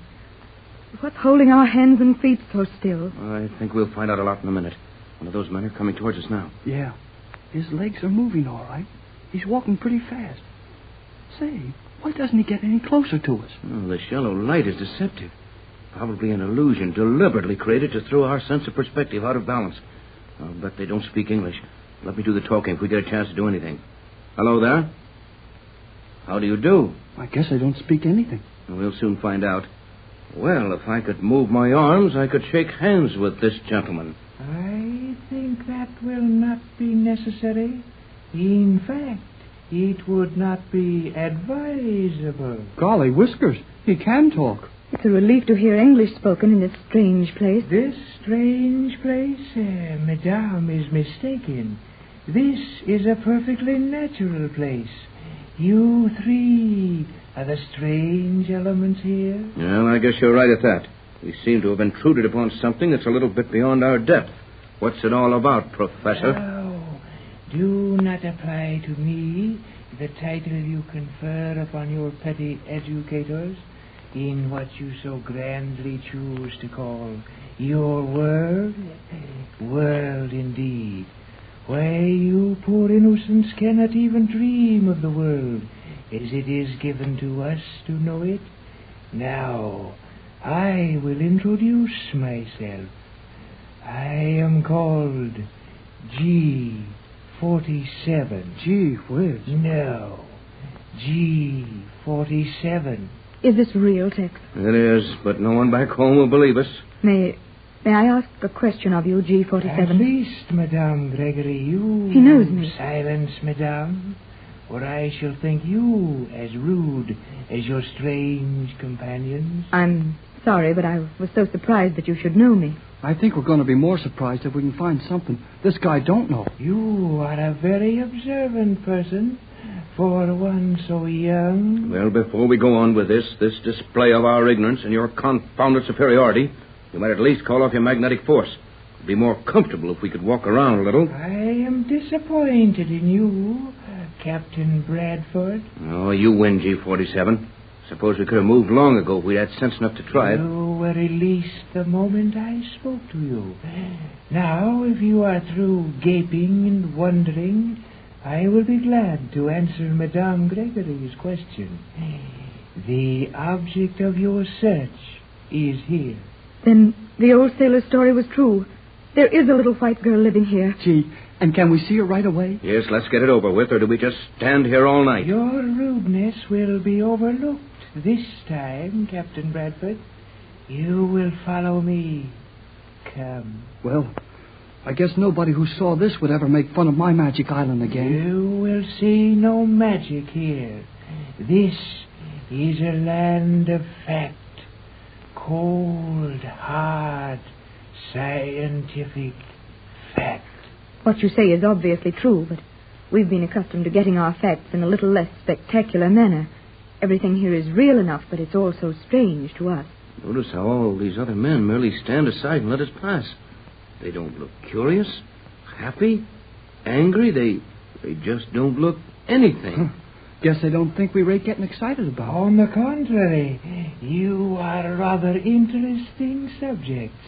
It will be a pleasure to study you at greater length when time permits. Well, it isn't the most comfortable feeling in the world to be spoken of as a subject for study, as if we were bugs on a microscopic slide. But remember, Pat, as long as we're being studied, we'll be alive, and while... And while you're alive, There is always the possibility of your escape, eh? That can wait. Please, G47, may we see the little girl? We are nearly to the ladies' quarters now. I imagine the ladies of your colony are kept rather well protected in the event your island might be surprised and perhaps captured, eh, G47? Do not be unnecessarily stupid. We fear nothing. I've got an idea he means that. May we inquire where the ladies of your colony may be found? I see none of them. This is the 602nd period, when the ladies are engaged in caring for their living quarters, making their dresses for tomorrow. You mean 600 seconds as we figure time in our world? Precisely. But, golly whiskers, 600 seconds. That's only 10 minutes. You mean the ladies make their own dresses in 10 minutes? And attend to caring for their living quarters in the same time? 5 minutes to make a dress. It is a waste of valuable time, I admit. But we haven't been able to solve the problem of making a satisfactory garment in less than 300 seconds. Good heavens, 5 minutes to make a dress, and the man calls it a waste of time. I said 300 seconds, not 5 minutes. We have no time to deal in minutes here. Time is too precious. We measure it in seconds. I'll bet these guys could put up the Empire State Building in their lunch hour. Boy, oh boy. And the ladies make a new dress for every day? Precisely. You will see all that being done and more before you leave the Isle of Euclidia. So that's it, Euclidia. You named your scientific island for Euclid, the father of geometry. You are learning, Captain Bradford. I am called G47, as the highest authority in Euclidia on the subject of mathematics. G for geometry, 47 for the squaring of the circle, the 47th problem of Euclid. G47. And do all the other men on the island have names like yours? No, they are all different from mine. I mean, are they, do they mean something like yours does? Everything on this island means something. The names are similar to mine. But enough with this childish prattle. Directly before you, you will notice a small, gleaming copper door. You are expected. Enter. I will return for you when the time limit of your visit is reached. Well, if we ever wake up at all, this is going to be a dream hard to forget. This is no dream. It's the real thing. A magic island. Oh, I'm so nervous. Do you think we'll really see my little girl after all this? Will she prove to be my little girl? My little daughter, Joan? Well, let's knock on this door and find out. Gee, the door opened. Without a sound before I touched it. Are we supposed to walk right in? You may enter. Did you hear that? A young girl's voice. Let's go in. What a small room. Oh, are you... How do you do? Will you not sit down? Allow me, Mrs. Gregory. You there, Captain Bradford. And you here, Gerald. Gerald. Oh, Tex, Steady, Patricia. Now take it as calmly as you can. Jerry and I will just sit quietly in the background. As far back as we can go back in this little cubbyhole. You go ahead and talk to her. Find out if... Good luck, dear. Do you mind if I question you? Not at all. We of Euclidia encourage conversation when the subject is of value and takes little time. Remember, we are allowed but 120 seconds for this visit. Gee, Tex, whoever heard of a 15-year-old girl talking like that? Hush, Jerry. Let's don't use up any of Mrs. Gregory's 120 seconds. Your name... What are you called, my dear? I am called Cleostra. Each one on Euclidia has a namesake in science. Cleostratus was an astronomer of ancient Greece who arranged the signs of the zodiac. I came to this island on the day the Euclideans changed the calendar from your clumsy one of 12 months of different length to our perfect one of 13 months. Hence, I was called Cleostra in honor of that day. Golly whiskers. That girl knows more than my school teacher. Hush, Jerry. Tell me, my... Cleostra, do you know how you came to this island, to Euclidia? Why, of course. I was cast upon the island after a shipwreck near here. I was tied to a sinking lifeboat. Yes, that would be right. The lifeboat was sinking. All the men left it and tried to swim to safety so that you and I would have a better chance to live. I remember tying you to the boat, and then I could remember nothing else. You remember? You tied me to that boat? Yes, that's the last thing I remember. That was 14 years ago. You should be 15 now. The keeper of the records tells me I am just 15. But you spoke of fastening me to the lifeboat. You? Who are you? I am your mother. I am Mrs. Patricia Gregory. I know all that. But you are someone else also. There is something... I cannot explain it. My feeling is strange to me. But the Euclidians have kept so much news of the world from me. I suppose we are very happy here, yet I have often wished to know something of the world. Your world. Now you've brought that to me. Will you turn your head? May I touch you, my child? Certainly. Oh, you feel so strange. So warm and friendly. Your hands. No one's hands ever felt like that to me before. I knew your hair would be golden and curly, and I'm afraid to look. It would be a tiny star-shaped scar at the base of your neck. Oh, it's here. Tex. Jerry, the scar. It's Joan, my baby. My little daughter, Joan. My little girl. Joan.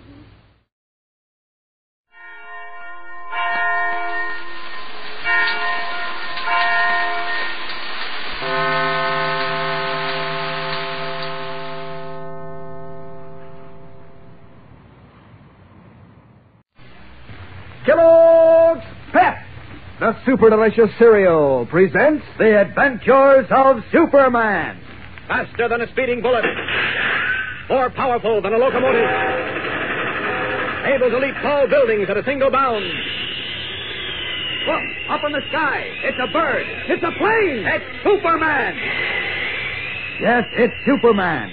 And today, as Clark Kent, he hopes to find some clue to the mysterious crescent and star in the waterfront coffee shop visited by Squealy Evers. We'll join him with his famous friends, Batman and Robin, in just a moment. But right now, here is Dan McCullough. You know, gang, even if you'd never met those characters on the comic buttons you're all collecting from packages of Kellogg's Pep, you'd still want to get all 18 of them, because the colors are so bright and sharp. Why, those buttons are really on the beam when you wear them on your jacket or your dress or cap. But since you do know all the characters, since you've followed their adventures in the funny papers for a long time, well, it's even more fun. And they look true to life, too. So real they could speak to you. Take Smokey Stover, for instance, with his bright red fireman's cap and his silly grin. Or Herbie, wearing his famous striped beanie and carrying his books under his arms. Or Superman himself, complete with flying red cape and Superman insignia. Yes, sir, these shiny round comic buttons are mighty colorful, mighty smart-looking, and so easy to get. You don't send in any money, not even a box stop, and you can't buy them anywhere. The only way you can get them is to ask Mom to get you a package or two of that super delicious whole wheat flake cereal, Kellogg's Pep. Then see which prize you find inside. One of these slick-looking comic buttons or a military insignia or warplane button. Remember, that's P-E-P, Pep. Made by Kellogg's of Battle Creek. Now, The Adventures of Superman.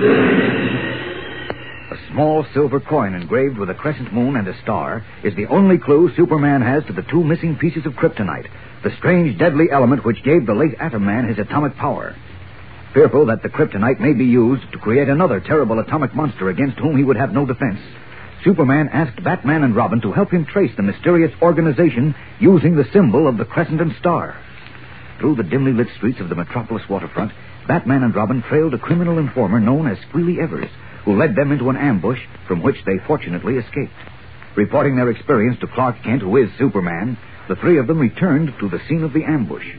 As we continue now, Kent has just stopped his car in front of a shabby little coffee shop facing the dark, fog-bound harbor. Listen. Is this the place, Batman? Yes. Squealy stopped here for a cup of coffee. And there's the waiter he must have talked to, Mr. Kent. The skinny guy wiping the counter, right, Batman? Yes, Robin. But I didn't see them talking. Looks like he's getting ready to close up. We'll have to work fast. Hey, what? Where are you going, Kent? I'll park a little farther along. I don't want him to see us getting out of the car. Why not? Well, I've got a little idea. I guess this'll do. Yes, I used this stunt a long time ago. It just might work again. Open the glove compartment, will you, Robin? Okay. What are you going to do? I'll show you. There ought to be a can of talcum powder in there. Well, what's the stunt, Kent? Show you in a moment. Got it, Robin? Yeah, here it is. Good. Okay, come on, Batman. Take your mask off and douse this stuff on your hands and face. I'll do the same. What's the idea? Well, we want that waiter to talk, don't we? This might be the way. Oh, yes, I get it. I don't. Why don't we take him to headquarters and let the police loosen up his vocal cords? It'll take too long. Maybe he won't talk. This way, I think he will. How are you coming, Batman? All right, ready. Good. Frankly, I don't get it. You guys look like a couple of ghosts. The idea exactly. Right, Ken? Right. Okay, let's go. Hey, wait. I get the gag now, but it's awful corny. You don't really think you're going to make the waiter believe you're ghosts and scare him into talking, do you? Oh, it's not quite that simple, but we haven't time to explain. Now, look. You stay here. Oh, nothing doing this. I got to see. Sorry, Robin, but you'll have to stay in the car to warn us if anyone comes along. Toot the horn if you want us back. Kent's right, Robin. Okay. I'd probably bust out laughing at the ghost act anyway. Poor Robin. If he knew you were Superman, we couldn't get rid of him so easily. I know. Oh, wait a minute. Forget something? Yes, your costume might tip him off. And also, we don't want him to be able to describe us later. Here, put my overcoat on and turn the collar up. You watch the little details, don't you? I try to. That's better. You all set? Mm-hmm. All right, let's go. Okay. Oh, good. Nobody in there but the waiter. Oh, I hope this works, Jim. So do I. Here we are. I'm just closing up. All the food's put away. I said I'm closing up. Who are you guys? Hey, what's the matter with your faces? He wants to know what's the matter with our faces. If he only knew. Listen, what's the joke? He thinks it's a joke. He'll know better pretty soon. Now listen. He keeps telling us to listen. And he doesn't say anything. Let's ask him to listen. All right.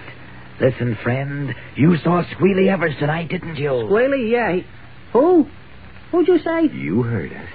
Squealy Evers. Never heard of him. Now listen. I know why he always says listen. Why? It means he's going to tell a lie. Right. Who's lying? Who are you guys? What's the big idea coming to my place with your face and hands fixed up funny and asking questions? Do you object to answering simple questions? I ain't answering no questions, see? Now scram out of here. I wouldn't go for the gun in that drawer if I were you. You'll regret it. How did you know? My friend has strange powers. Show him, Ebenezer. All right, Silas. Shall I go up and catch that fly on the ceiling? Why don't you? Say, you guys are nuts. Hey, look. Look, he did go up to the ceiling. Why, of course he did. Did you catch the fly, Ebenezer? No, Silas. He flew away. Shall I chase him? Yes. All right. He's flying. Of course he is. It can't be. I'm going out of my mind. Hey, please, buddy, tell him to come down. How am I doing, Silas? Wonderful, Ebenezer. But our friend seems to be turning green. Oh? You had better come down. Down? Why, how strange he looks. Maybe he'd feel better if he flew around the ceiling with me. No, stay away from me. Stay away. I know what you guys are now. You're ghosts. We are? Yeah. Go away, please. Go back where you came from. Oh, but we can't go back until you tell us what we want to know. You can't? No, we have to know about Squealy Evers. Squealy? Yes. Whom did you call up earlier this evening when he told you a man and boy were following him? Nobody. I didn't see Squealy tonight. You'd better fly him up to the moon, Ebenezer. Yes, I guess I'd better. Come here. No, don't. I'll tell you. I'll tell you anything. Only don't touch me. Whom did you call up? Oh, Patsy. Who's Patsy? He's the guy I phone when I get any information from Squealy or anybody else. I only seen him once or twice. He's a little dark guy. Where is he? At the Golden Lily. The Golden Lily? I know the joint. It's a night spot down at the end of the waterfront. Big shot crooks go there, and society people out slumming. Yeah, that's right. What's your name? Me? Tommy Niles. Listen, why don't you go away? I told you. Tell us some more, Tommy. Tell us what you know about the gang who used the crescent and star for a symbol. I don't know nothing about them. Nothing. Don't lie, or... I don't know nothing. Honest. All I know, a couple of times before, Squealy told me to tip off Patsy about some guy asking about this crescent and star, see? All right. But get this, Tommy. If you tell Patsy or anyone else about our being here tonight, we'll come back. No, I won't. Patsy would send his goons over to see me. Please, fellas, go away now. Go on back to wherever you came from. Come on, Silas. Good night, Tommy. Pleasant dreams, Tommy.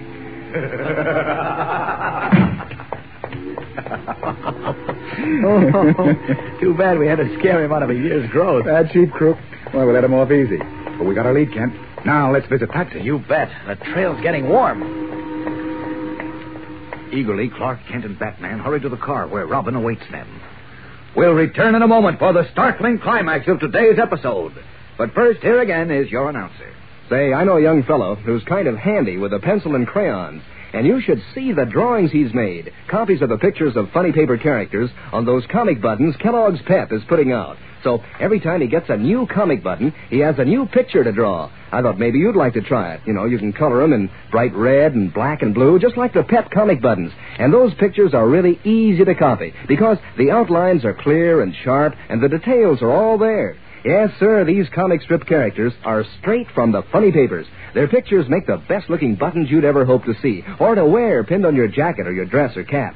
And it's a heap of fun to work on your collection and to trade any duplicates you get with your pals.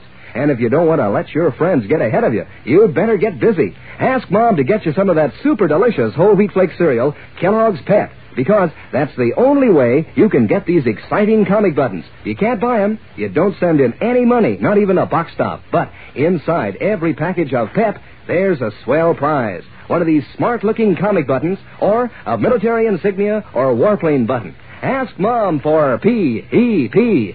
Pep, made by Kellogg's of Battle Creek. Now, back to the adventures of Superman.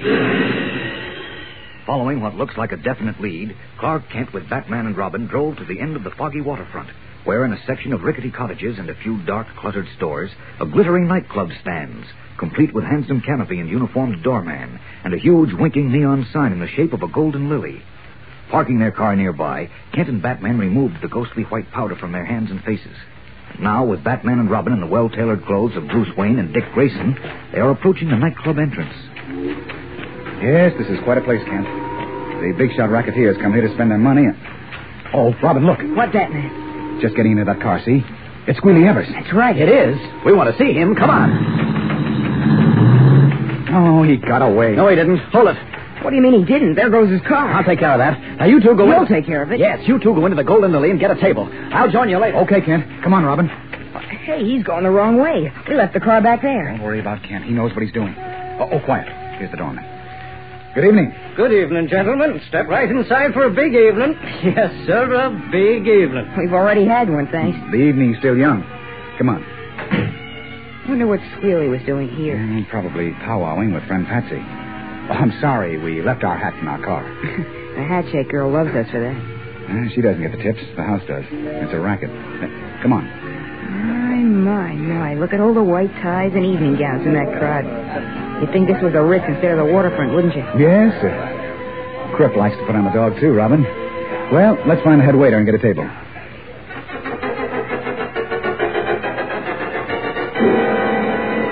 What gives now?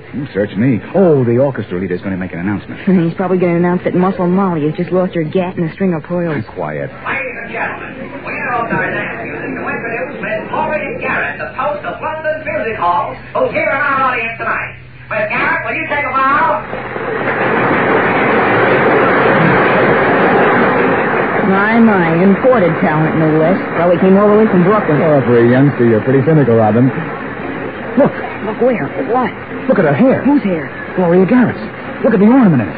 The comb or pin or whatever it is. Can't you see? Christopher Columbus. She's wearing the symbol of the crescent moon and star.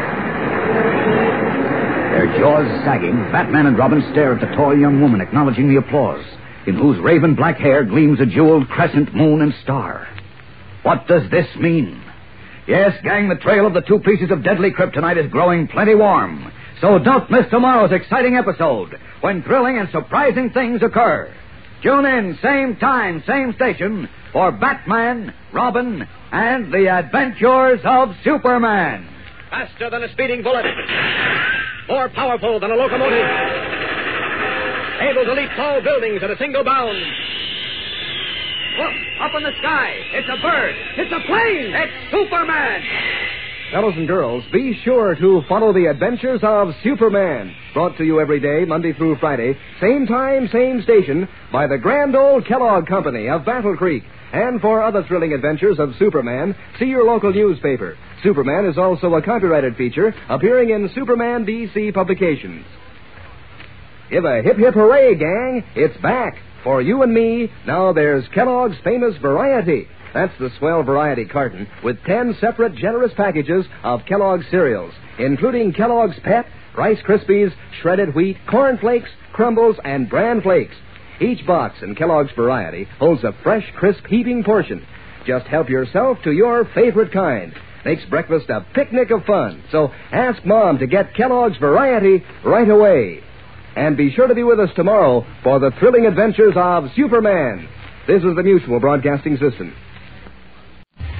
Kellogg's Pep, the super delicious cereal, presents The Adventures of Superman. Faster than a speeding bullet. More powerful than a locomotive. Able to leap tall buildings at a single bound. Look, up in the sky. It's a bird. It's a plane. It's Superman. Yes, it's Superman. And today at the Golden Lily Cafe, Batman and Robin have made a startling discovery. We'll join them in a moment.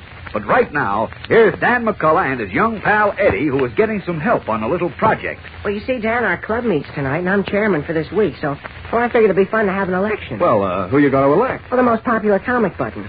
You know, those swell buttons we're all collecting from packages of Kellogg's Pep? Hey, that sounds like a heap of fun. Well, yeah, it is, but, I'm not sure I know how to run an election. Will you tell me? Well, I'll try. Now, pretend this is the club meeting.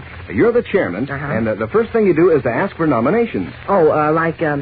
Do I hear a nomination for the most popular Pep comic button? Yeah, then one of the kids says, Mr. Chairman? Dan McCullough has the floor. Thank you, Mr. Chairman.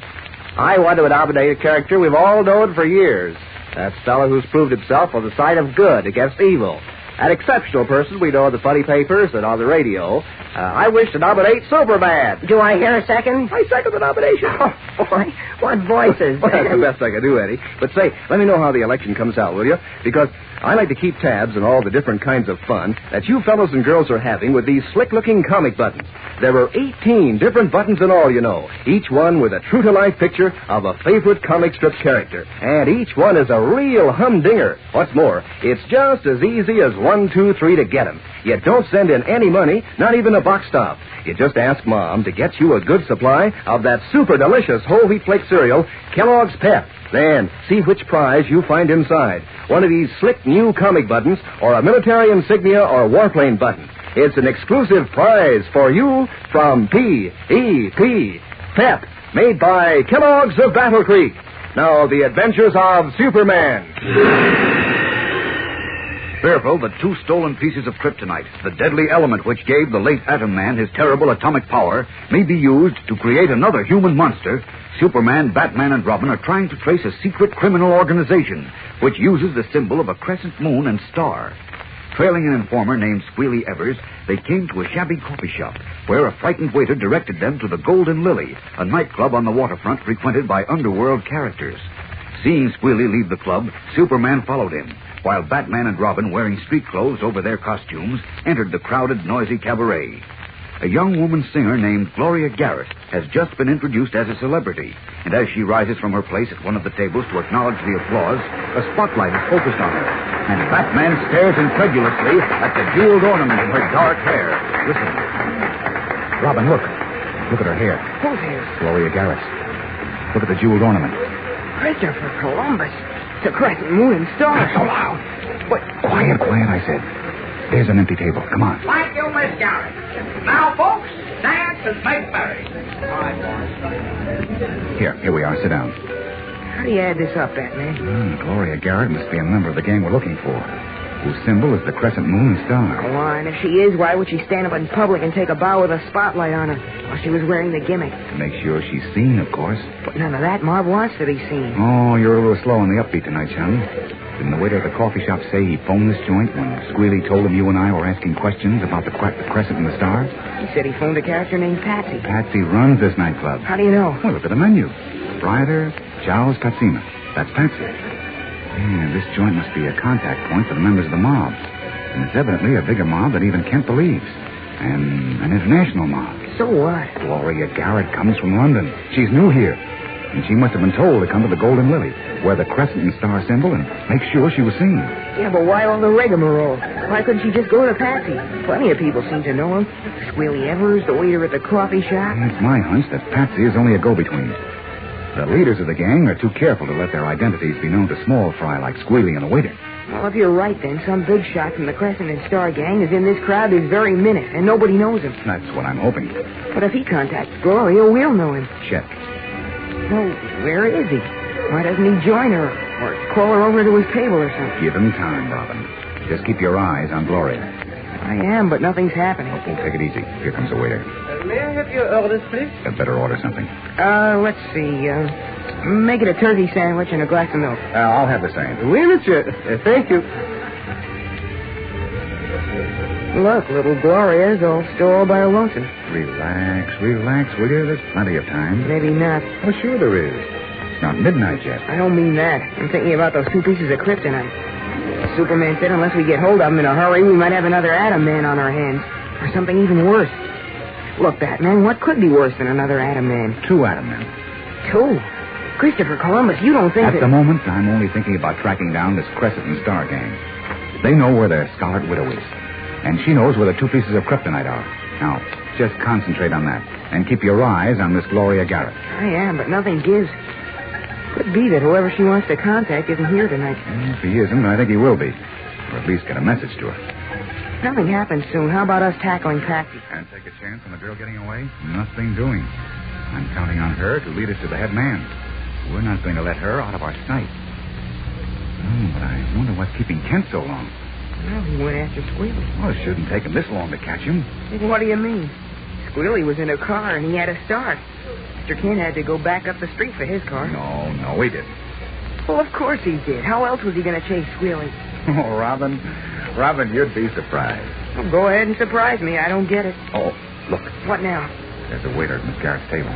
So what? Maybe she got hungry waiting for Mr. Hoosick. Wake up, Robin. Don't you see the envelope in his hand? Oh, yeah. And he's giving it to her. Golly, I'd like to know what's in that note. So would I. Hey, she's getting up. Come on. Sit down. She's taking her coat. She might get away. She won't get away. Sit down, I said. Okay, but why? I want to see if she goes to another table. She's not. She's heading for the door. Now, wait. We don't want to be seen following. All right, let's go. Wait, monsieur, your friend with Oh, you. yes. Here you are. Keep the change. We just remembered another appointment. But, oui, monsieur. Thank you. I could have used that sandwich. All right, Robin. We'll have to wait. Huh? Miss Garrett's leaving, all right. You suppose Patsy sent her that note? Maybe. Or someone in the crowd might have. And is waiting outside. Well, there she goes out. I don't see anybody there except the doorman. No. All right, move fast now. Hold it, Robin. Uh-oh. She's got a car, and we have it. I don't see a taxi. What do we do now, Batman? Follow me. Wait, where? The driveway curves around here. Behind these bushes. Hurry. And strip down to your costume. Oh, I get it. When the car comes around the driveway, we latch onto it, huh? That's the idea. Here it comes. What's holding you up? My socks didn't match my tie. Keep low. All set. Keep low now. Those past. Okay, come on. Rear bumper looks nice. Right, jump on it. Don't miss. Here we go, Pappy. All set.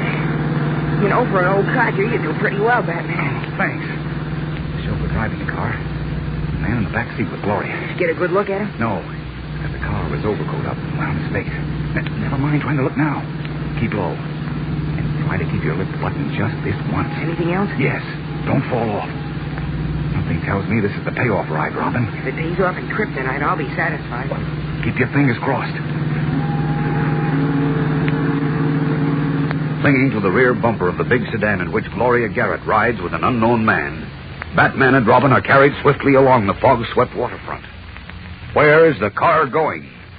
We'll return in a moment for the exciting climax of today's episode. But first, here again is your announcer. Say, you've heard the expression, authentic reproduction? You know, means an accurate, exact copy of something. Well, when you get one of those colorful comic buttons from a package of Kellogg's Pep, you get an authentic reproduction of one of your favorite comic strip friends, like Moon Mullins, for instance, or Orphan Annie, or Winnie Winkle. And there are 18 different characters in the series, so you can have no end of fun working on your collection and trading duplicates with your pals. Now, how you get these bright-colored comic buttons is important. You don't send in a single penny, not even a box top. You just ask Mom to get you some of that super delicious whole wheat flake cereal, Kellogg's Pep. Inside every package, there's an exclusive prize. One of these slick-looking comic buttons or a military insignia or warplane button. It's a prize for you from P.E.P. Pep, made by Kellogg's of Battle Creek. Now, back to the adventures of Superman. For 3/4 of an hour, Batman and Robin have been crouched on the rear bumper of a speeding sedan, in which Gloria Garrett, who wears the symbol of the crescent moon and star in her hair, rides with an unknown man. Reaching the end of the waterfront road, the car swings into an old, little-used highway and speeds into the country. Turning into a narrow road, it is now rolling down a steep hill, its headlights cutting a path through the darkness. No more comfortable chairs in this bumper. How long does this go on, Batman? You've got me. I don't even know where we are. This fresh air works up an appetite. I could use that turkey sandwich we almost had in the Golden Lily. Maybe we'll get something better than turkey where we're going. You mean the kryptonite? Maybe. With mustard. Look, hang on. We're swinging around another curve. Another one? Oh, I feel like I've been in on a merry-go-round. What a night. First Squealy Evers and his roughnecks on the dot. Hold it. We're slowing down. Uh-huh. We turned into a one-way lane. Look, there's a big old house ahead up to the right. Yes. No lights in it, though. Oh. There are trees on both sides of the drive. Get ready to hop off, Robin. Anytime you say. No, wait till I give you the word. They may not stop. Yeah, the drive goes right past the house. I was wrong. They're stopping. Jump, Robin, and duck into those trees. Check. Hey, there are lights in the trees. Somebody turned them on. Good evening, Batman and Robin. What? Look out, Robin. There's a man with a gun behind you. And there's one behind you, Batman. And 10 others surrounding you. What? He's right. 4 excellent shots, by the way. It looks like we stepped into something, Robin. Yes. You stepped into a little trap, my friends. A trap from which I regret to tell you there will be no escape. Startled, Batman and Robin stand in a blaze of light from the trees, facing a heavy-set middle-aged man who levels an automatic at them, while in a ring around them, 10 other men clad in evening clothes also point guns at our two friends. Meanwhile, almost 100 miles away, Superman streaks through the night above another country road on which the car carrying Squealy Evers, the informant, travels swiftly. Where's Squealy going? He led Batman and Robin into an ambush before after contacting the Crescent and Star gang and then went to the Golden Lily. Well, he may be on another mission for the gang now. I've got to follow him. Unaware of his friend's peril, Superman rockets farther and farther away from them. What will happen to Batman and Robin? And who are the mysterious people who trapped them? Tomorrow's episode is tense and exciting, fellows and girls, so don't miss it. Tune in, same time, same station, for the adventures of Superman. Faster than a speeding bullet. More powerful than a locomotive. Able to leap tall buildings at a single bound. Look, up in the sky. It's a bird. It's a plane. It's Superman. Fellows and girls, be sure to follow the adventures of Superman. Brought to you every day, Monday through Friday, same time, same station, by the grand old Kellogg Company of Battle Creek. And for other thrilling adventures of Superman, see your local newspaper. Superman is also a copyrighted feature appearing in Superman DC publications. Say there, have you heard? Kellogg's Variety is back. That's the grand 10-package assortment of 6 famous Kellogg cereals that makes breakfast so much fun. Why, it's like eating in a restaurant where you can choose from a whole list of your favorite cereals, each one in your own private package. And Mom's sure to be glad Kellogg's Variety is back. Show her how you can eat right out of the swell new Kell Bowl Pack. She'll like not having to wash dishes. So ask her to hurry and get Kellogg's Variety right away. And be sure to be with us tomorrow for the thrilling adventures of Superman. This is the Mutual Broadcasting System.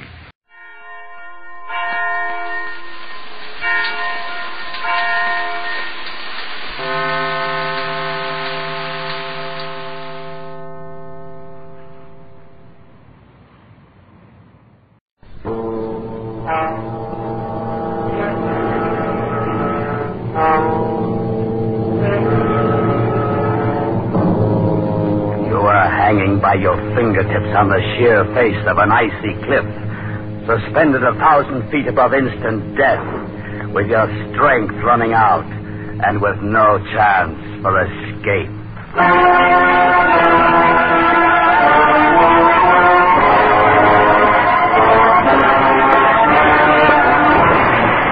We offer you Escape, designed to free you from the four walls of today for a half hour of high adventure.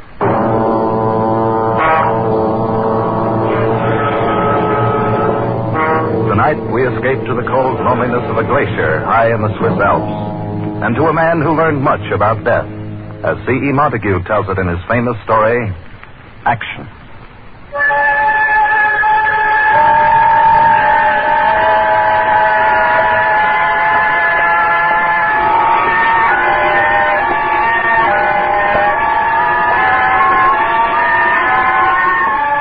High in the Swiss Alps, well above 12,000 feet, a man clings with desperation to the frozen glass wall of the Chaliot Glacier.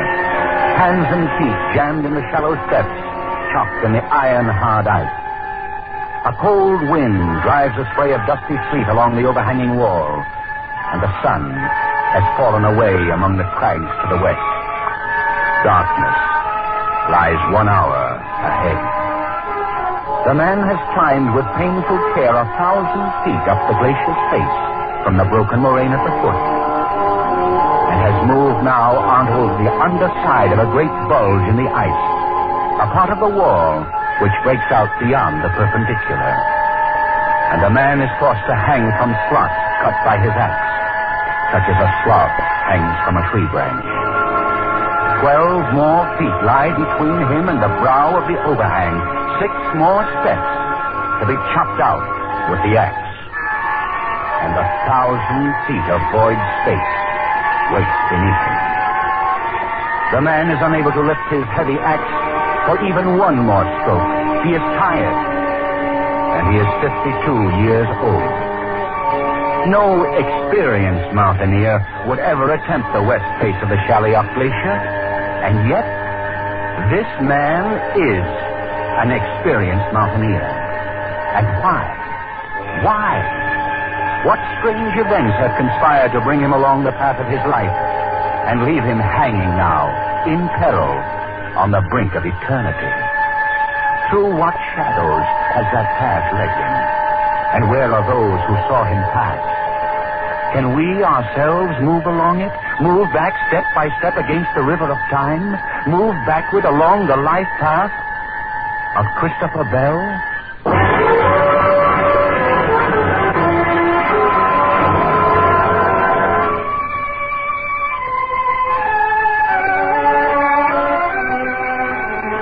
My name is Jean Vajour. I'm a guide for all the mountain trails on the Weisshorn and the Chaliot. I talked with Mr. Bell this morning as he was leaving the village. Though, of course, at the time I did not know that was his name. The season is over, you understand. Winter will come in another week or two, and most all the visitors are gone. So, you see, I was very surprised to hear a stranger call out to me in English. Hello there. Which of these paths takes me to the foot of the Chaliot? The one on the left. But you will find no chimney there, sir. One arrives very soon at the glacier and can go no farther. Except, of course, to climb up it. The glacier? But that is impossible. It has never been done. Of course not. It's never been tried. There is not anyone who would be so foolish, monsieur. No, it isn't that. There are plenty of foolish people in the world. But even they hold on to their margin of safety. Margin of safety? Yes. The difference between the point where a man thinks he's reached his limit and the point where that limit really is. I'm afraid I do not understand this. All right. Take a mountaineer such as yourself.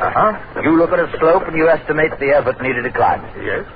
Then you estimate your own endurance. And if there isn't a good size safety factor, just don't make the climb. But it would be foolish not to do so. I dare say.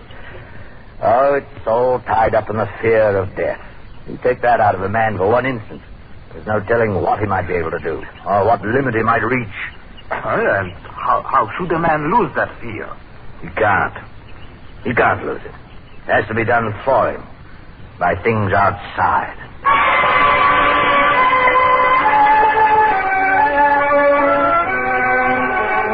turned and left me then, this Mr. Bell, and walked up the path towards the glacier. That was early this morning, and I did not see him again. His talk with me made no sense, and I could not understand what he meant to do or why he was going to do it. I remember thinking, what a strange man. But I really know nothing more about it. I believe he arrived in the village only last night and took a room in the Zinal Inn.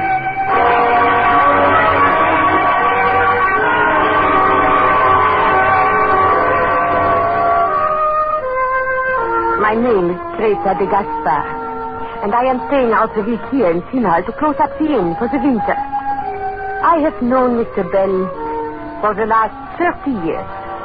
All this before he came in the summer season for the climbing, and I was most surprised when he arrived last night. I opened one of the rooms, and I found something for him to eat, and then later we sat and talked in front of the fire in the big empty lounge. Now, this is very good coffee, Madame Gaspar. Thank you, Mr. Bell.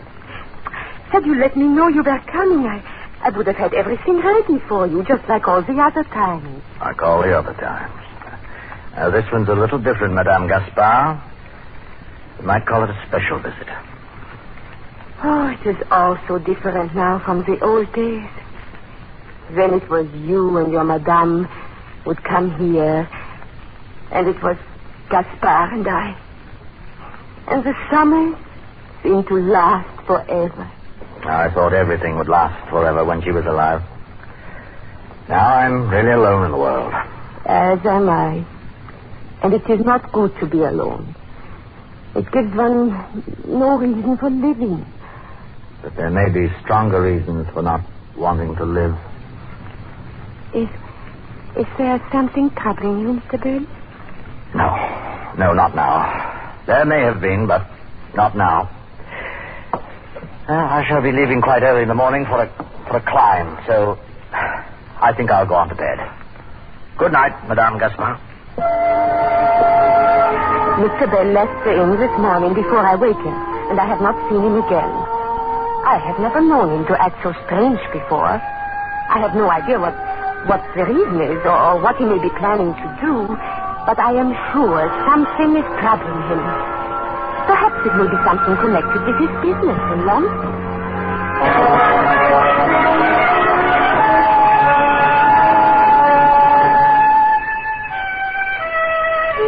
My name is Matthew Bruff. I've been chief clerk to Mr. Bell's London office over the past 25 years.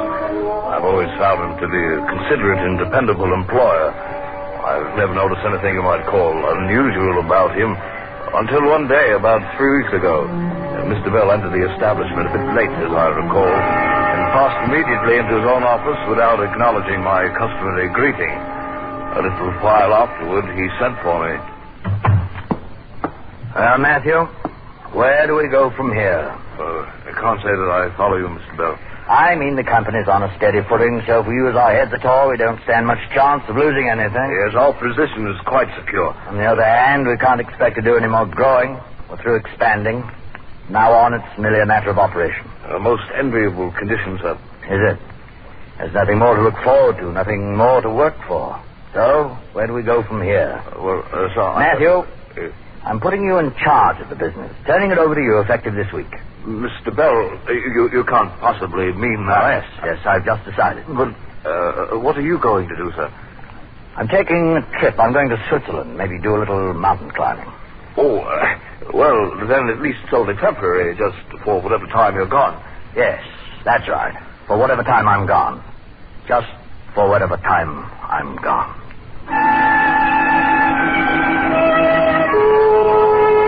Before the end of the week, he had arranged all the necessary papers and had left London. I haven't heard a word from him since, though I presume he's somewhere in Switzerland. Actually, however, I haven't the faintest idea where Mr. Bell may be right at this moment.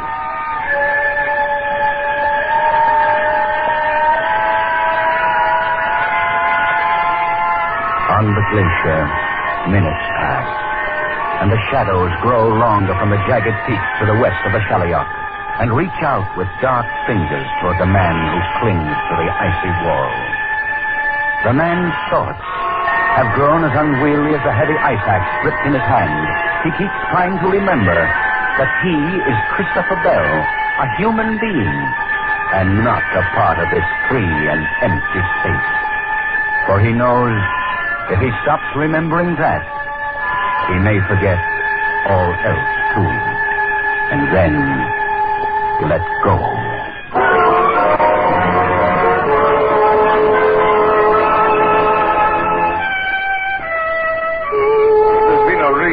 Trying to locate Mr. Bell, since nothing very important has occurred during these 3 weeks. I'm sure he's quite all right.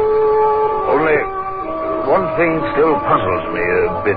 The remarkable change in him on that morning 3 weeks ago. I never heard him talk like that before.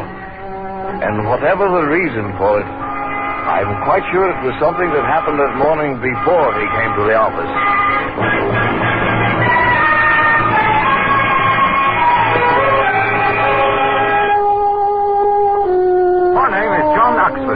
I've been a conductor on the Westminster route for some 14 years now.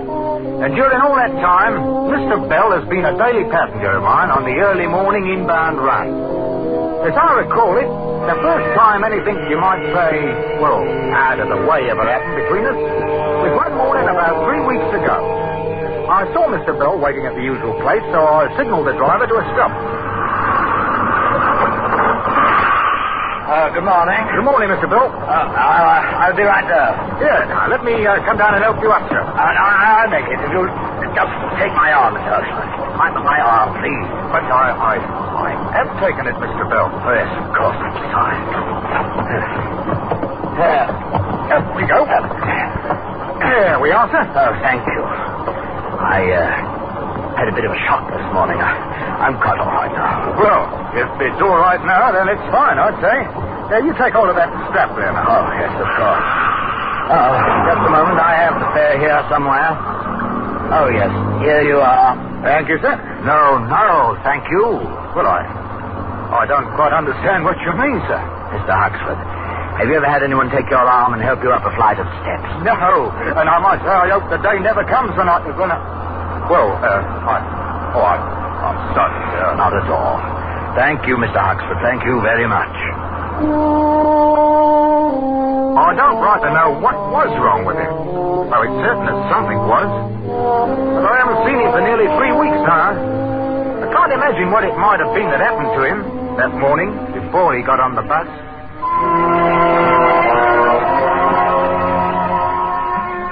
My name is Jenkins, and I've been Mr. Bell's personal valet for the past 12 years and 7 months.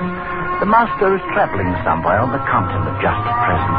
Been gone something over 2 weeks now. Decided rather suddenly, I believe.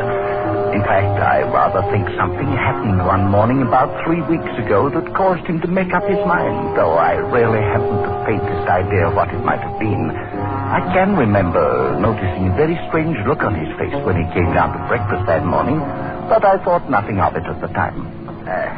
Good morning, Jenkins. Good morning, sir. I trust you had a pleasant night's rest. Oh, yes, I did. Thanks, Jenkins. You'll be having the usual orange juice, toast? No. I want nothing except some coffee. Very well, sir. I'll bring it right away. I can't let him find out. I can't let anyone find out about it. Maybe it's a little better now. Maybe it's going away. Maybe I'm giving it too much importance. No, it's still there, that same lack of feeling. Clear down the whole right side of my body. There. I can move my arms, my leg, all right. No feeling in them. They're numb. It's simply that at 52 years of age, I've had a light stroke. Your coffee, sir. Oh, thank you, Jim. Would you care for something more, sir? No, that's all. If you'll pardon me, sir, you don't seem quite yourself this morning. I do hope you're not ill. Oh, no, I'm quite all right, Jim. I hope you won't mind my saying this, Mr. Bell, but you don't take very good care of yourself anymore. Oh, now, Jack. It's been years now since you had a checkup, sir. Not since the mistress passed away, in fact. I'm quite all right, Jenkins. I'm quite all right. Then, I'm relieved to hear it, sir. I'll bring your paper now. Good Lord. Is this what a man saved his life away for, to end up helpless, dependent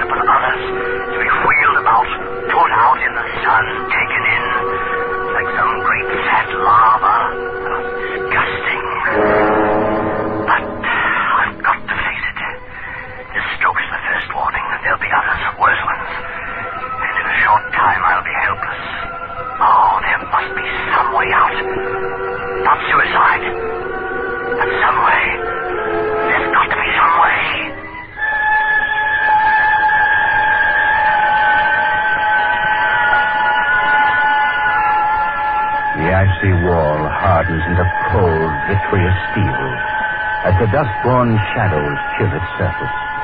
The merciless ice is beginning to freeze the cramped joints of a man's fingers now, and a heavy axe swings idly at his belt, tracing a fumbling pattern on the thin air of the void. How much longer now can he cling to those slots in the glacier's space? How much longer does he have to live? 30 seconds? A minute? What's the margin of safety now? And what does a man think of while his pulse beats slower and he waits to die? Strange how I'm able to go on hanging to this slope, clinging on to life, when I can't feel another ounce of strength left in me. I was right, dying isn't so bad, really. Not when it's like this. Rather pleasant, in fact. It looks so soft down there, the shadows and the snow, and the wind. Perhaps I could let go and float out in the wind like an eagle, and be blown along by it like drifting snow.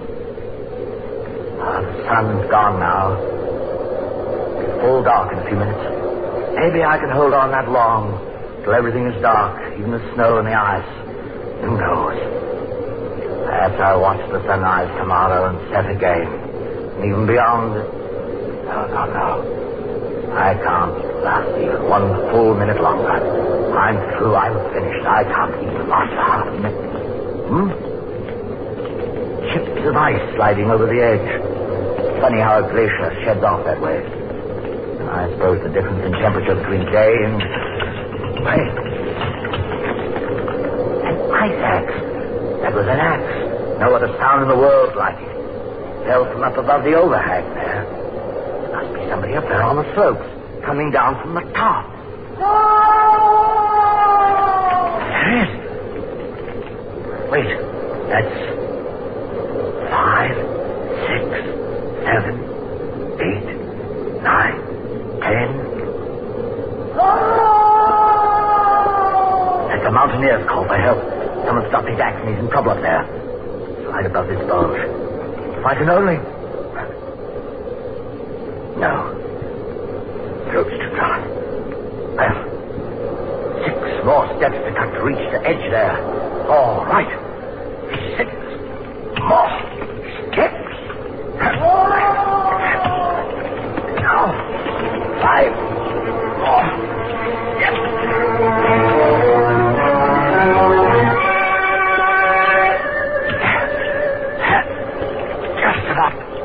Does it? The last step. Hey! Cut the rope! And let me go! There's no healing. Now let go! Oh, God. It's a woman. Hold on there. I'll be with you in a minute. Somebody's coming! There's someone down here! Now, over the edge. Take it easy there. Everything's going to be all right.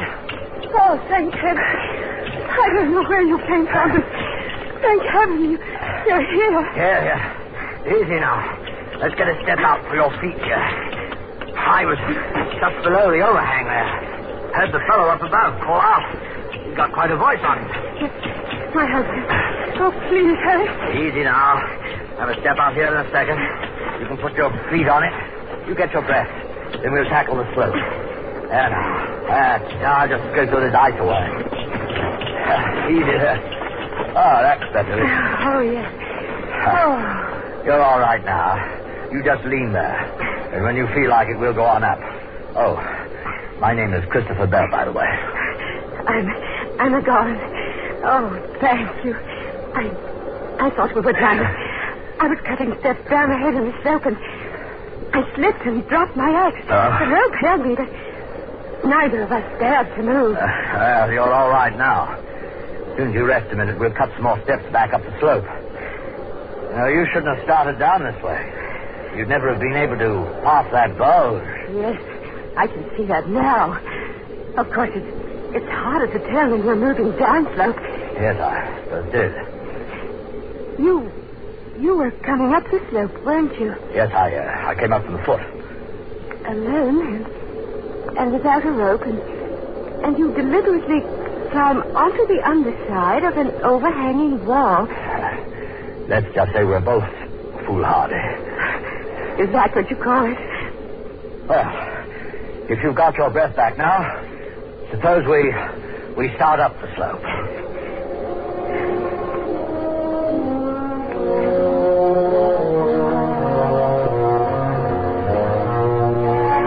My name is Theodore Golland, and I'm the husband of the woman who slipped and fell on the wall of the glacier.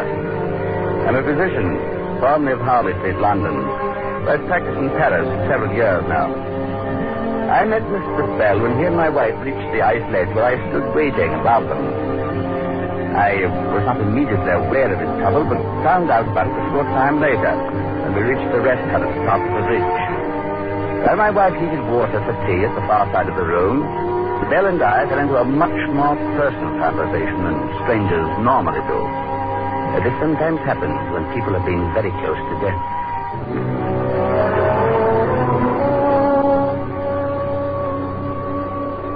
At any rate, Dr. Garland, you can see how it is. The life of an invalid doesn't seem very appealing to me. Tell me something, Mr. Bell. I gather you were pretty well done in when I called out there in the glacier. Couldn't lift a hand. Then how do you account for being able to chop 6 steps into that ice in a matter of some 5 minutes? I don't know exactly. I was through. I couldn't have lasted 30 seconds more. But when I realized somebody was in danger, I forgot about it. And this numbness, this lack of feeling in your right side, didn't bother you? No, I didn't notice. It isn't quite so bad even now. There's your answer, Mr. Bell. I don't believe I follow you. Action. When you were in action, working because you had a reason, living because you had to, because somebody was depending on you, then you were all right. Everything was back in its place again. Perhaps. But a man can't spend all his time climbing up a mountain. Oh, I don't mean physical action, movement. Call it incentive if you like. Maybe that's a better way to put it. Incentive, huh? It's the one top pressure that keeps life moving and growing. And it's what you need. Well, it's an interesting theory, Doctor. It's only a theory, I'll have the tea ready in a moment. Anybody interested? I am, my dear. Lucky we brought it. If no one minds, I believe I'll have a turn outside while we're waiting. Be careful out there in the dark. The ridge breaks off pretty sharply. Oh, I'll be careful. Dr. Golland, if things were turned around, I wonder if it'd be any more than just a theory to you.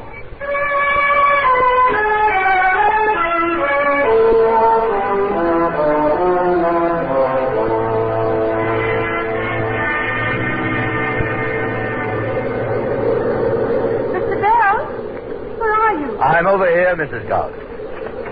Beautiful, isn't it? With the stars so clear and bright. Yes. Well, there won't be many more clear nights before the winter storms. It would be a shame to give it up, you and I. What do you mean? I've got to say this quickly.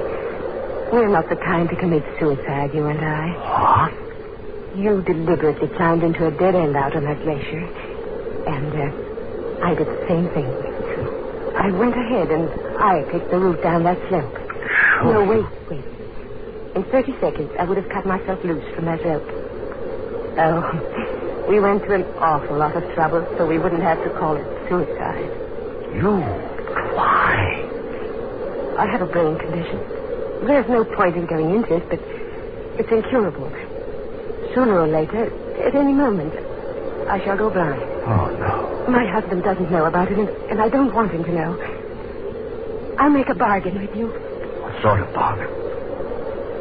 I'm not brave, really. To go on living, I need something to cling to. I need to know all the time that there's someone else with courage, too.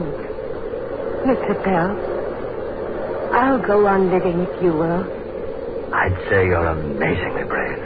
If I were, I could do it alone, without having to make myself dependent on you and on your courage. That sort of thing would work both ways. I wouldn't dare let you down. Nor could I you. Do you want to make that bargain?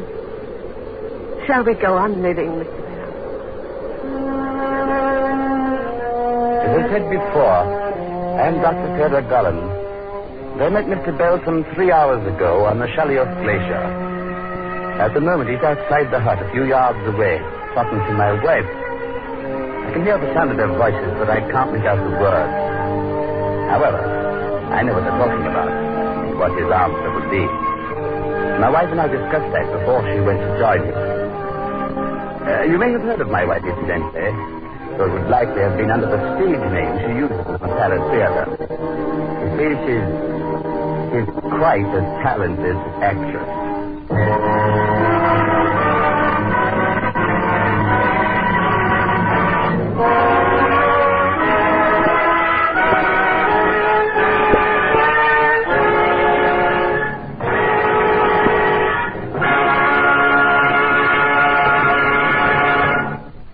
Escape is produced and directed by Norman MacDonald. And tonight brought to you Action by C.E. Montague. Adapted for radio by Les Crutchfield. And featuring Joseph Kearns as Christopher Bell and Eric Rolfe as the voice. With Louis Van Ruten as Dr. Golden, Marta Mitrovich as Greta, Jeff Corey as Brough, Ray Lawrence as Huckford, Barry Kroger as Jenkins, and Joan Banks as Mrs. Golden. The musical score was conceived and conducted by Wilbur Hatch. Next week, you are trapped in the dark maze of the native quarter of Mozambique. A dead man at your feet, the police closing in around you. And beside you is a girl with whom you must escape.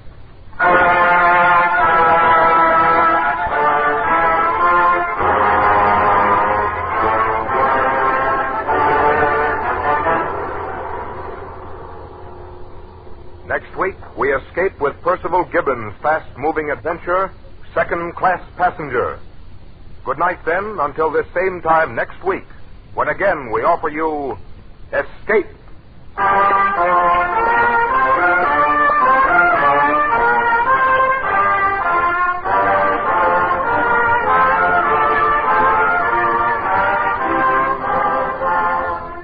This is CBS, the Columbia Broadcasting System.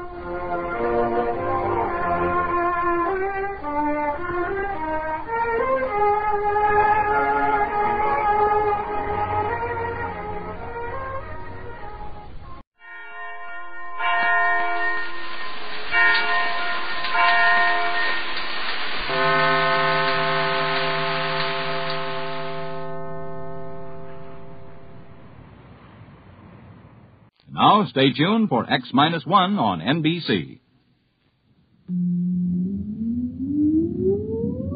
Countdown for blast-off. X-5, 4, 3, 2, X-1, fire.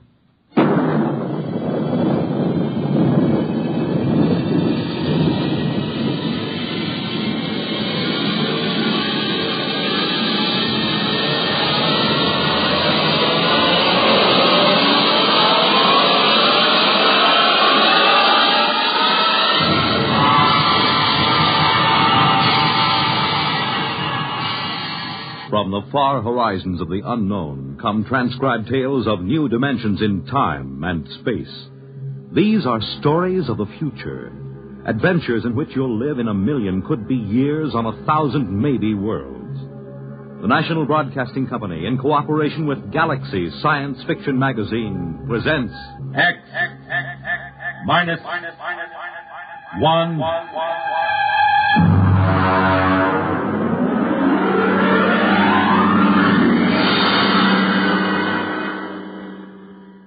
Tonight, the Frank Quattrocchi story, Sea Legs.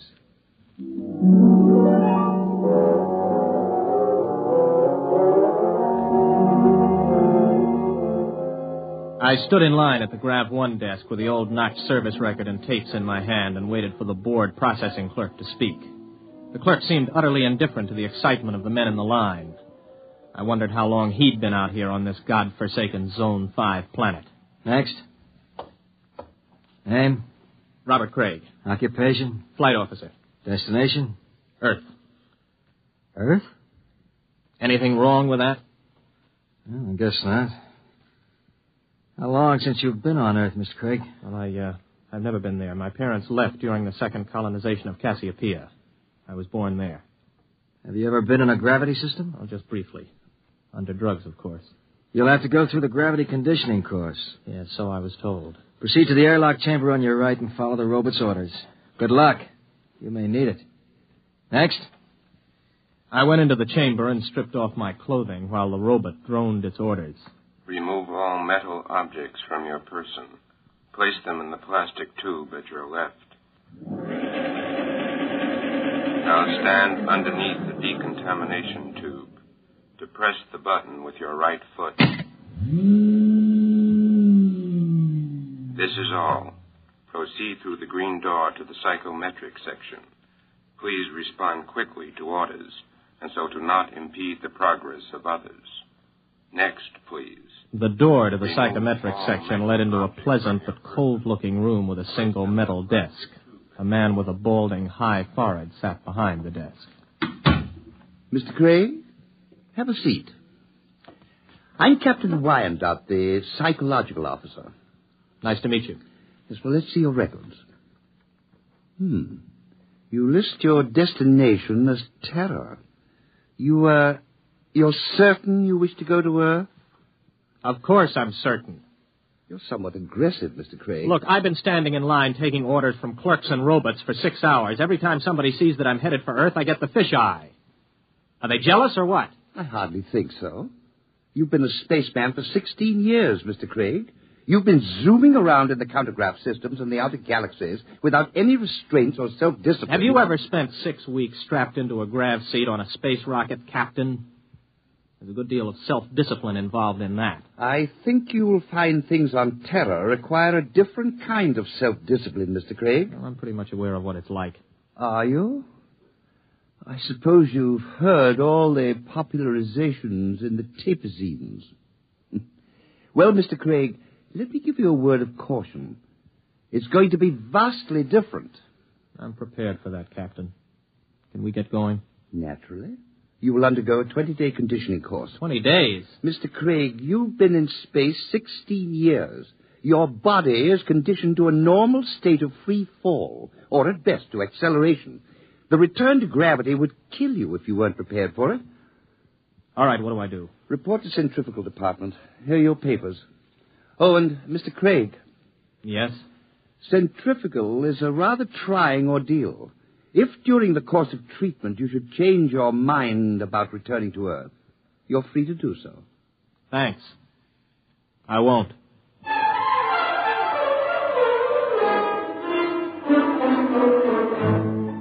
I'd heard about centrifugal, but you can never really know about these things until you experience them. 4 times a day we were whirled around until it seemed as if our insides were too big for our bodies. On the 12th day, it got to be too much for me.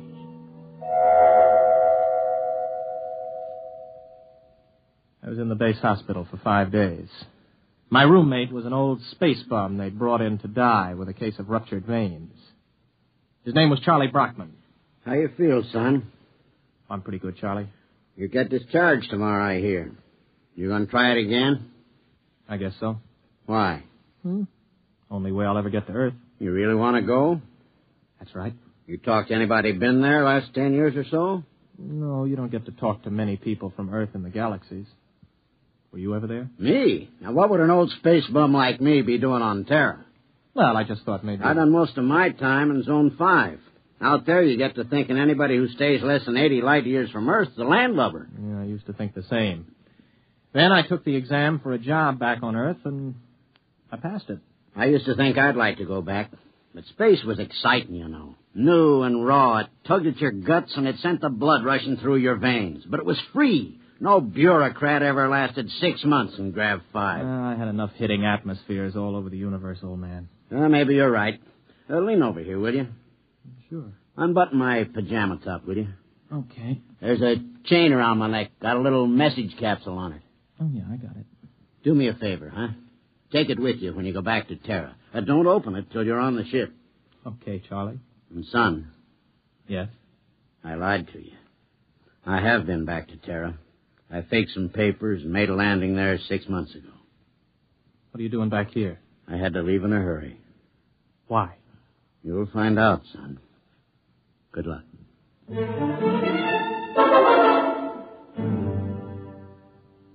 Charlie died the next day. A few hours later, I was visited by Captain Wyandotte, the psych officer. How are you feeling, Craig? Okay. You still want to go back to Earth? Yes. You're completely sure you want to live out your life there, to give up space service for it? Look, we've gone through this, Captain. Now, you tell me that spacemen don't settle down on Terra, yet you won't or you can't tell me why. All right, what's the pitch? Does the Space Service need men so badly that they have to make it impossible for us to go back? That, Mr. Craig, you will have to discover for yourself. You have my authorization to complete your conditioning and return to Earth as a private citizen. I wish you luck. You'll need all you can get.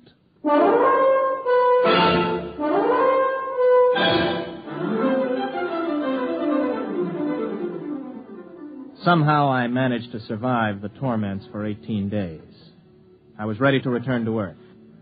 A month later, I descended from a huge intergalactic jet at Los Angeles Spaceport.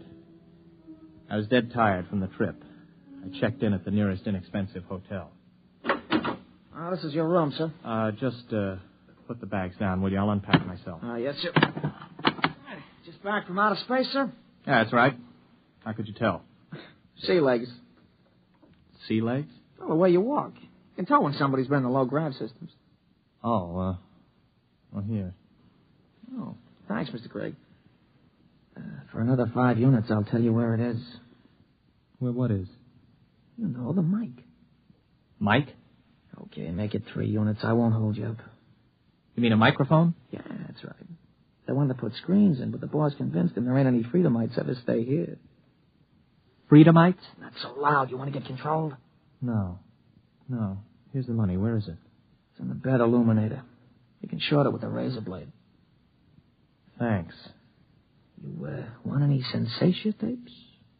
What are they? I don't know. Mental image tape. Oh, boy, you've been away from Terra a long time. Wait a minute, before you go, son. Yeah?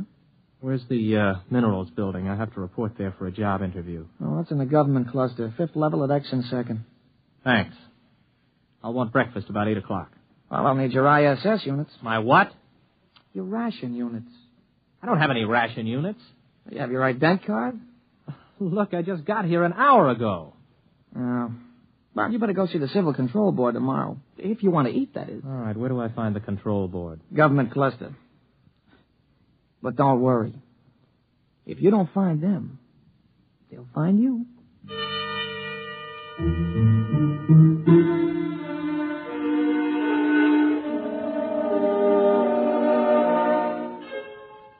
I went to sleep that night with the uneasy feeling that somebody was watching me. It had been a weird day. I hadn't exactly liked it.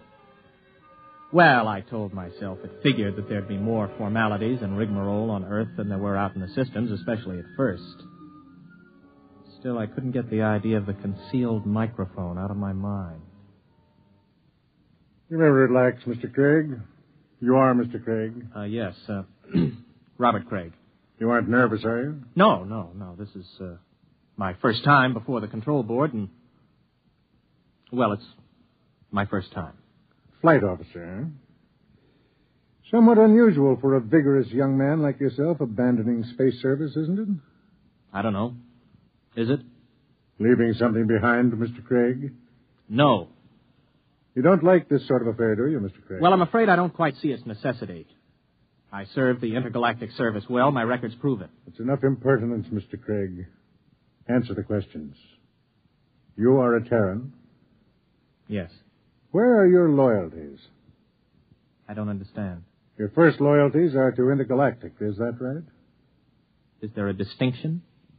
Do you wish to be held in contempt of this board? Of course not. And you will confine your responses to simple yes answers. Now, Mr. Craig, we shall begin again. Please try to show restraint of emotion. You are here to petition for an identity card of provisional code 2 type. You maintain that you've never been on Terra before. Indeed, you state that you've never had a political affiliation. Yes. What are your reactions to the latest acts of the Liberal Party? I have none. You do not condemn the Liberal Party? Well, Then you must favor it. I don't know anything about it. Now then, Mr. Craig.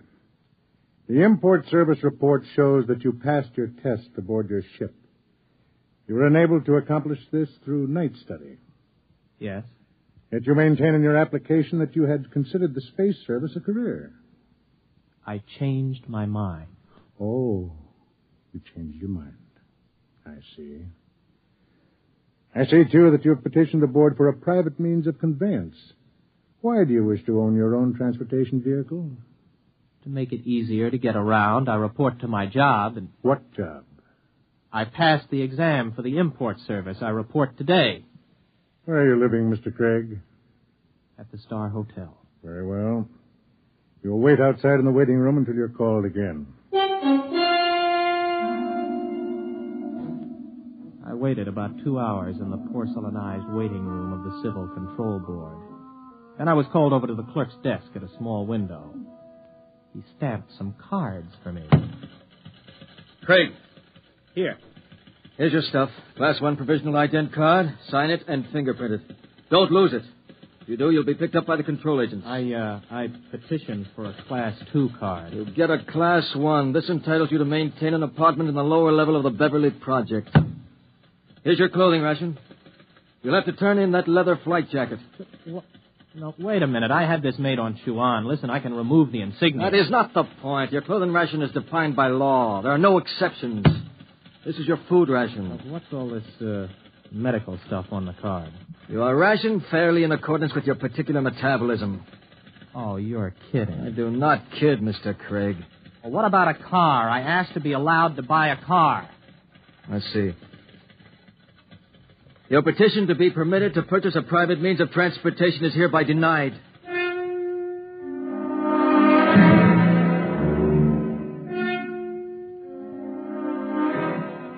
I walked out of the control board feeling like a man who has just come out of free fall into a hypergravity system. Instead of reporting to the import service for my initial job interview, I walked around the city. I don't know how long I walked, maybe an hour, maybe 2. After a while, I came to the outskirts of old Los Angeles. There was a big fence around it and the usual signs. Radioactivity. Beware. It was just a pile of rubble and twisted girders. I looked at it for a while and then turned around and headed for the intergalactic freight office. So you figure you made a mistake. Yeah, that's right. You don't hear much about Terra out there. And you want me to sign you back into Intergalactic? Yes. You got any character references? No, not here on Earth, but I can post a good-sized bond if they'll release my ISS unit. What's your rating? I can handle anything, up to 15 G's acceleration on my old license. You got a Tehran contract with import service, you said? I haven't started work yet. Look, kid. Mr. Craig, is it?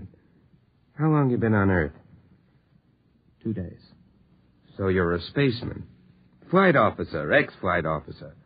You know how to navigate through 4-star zones and the asteroid belt thrown in. You got a license for 15 G's, could get 5 more with a check flight. You got enough brains to pass the import senior router's exam. But you ain't got enough sense to come in out of the rain.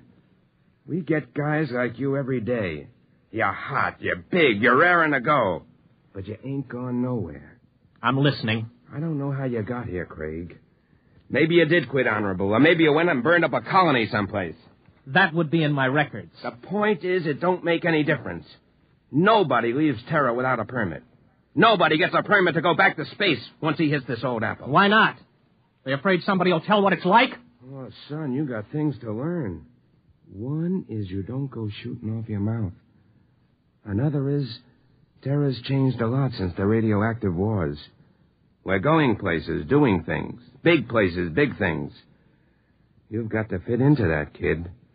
Move with it. Stick around. You still got your sea legs. You're going to like it here. You can make a quick dollar and spend it quick, too. But you'd better smarten up, or you'll finish scrubbing radioactive dust off girders. That's the story, huh? The whole story? That's it. Everything runs by a system.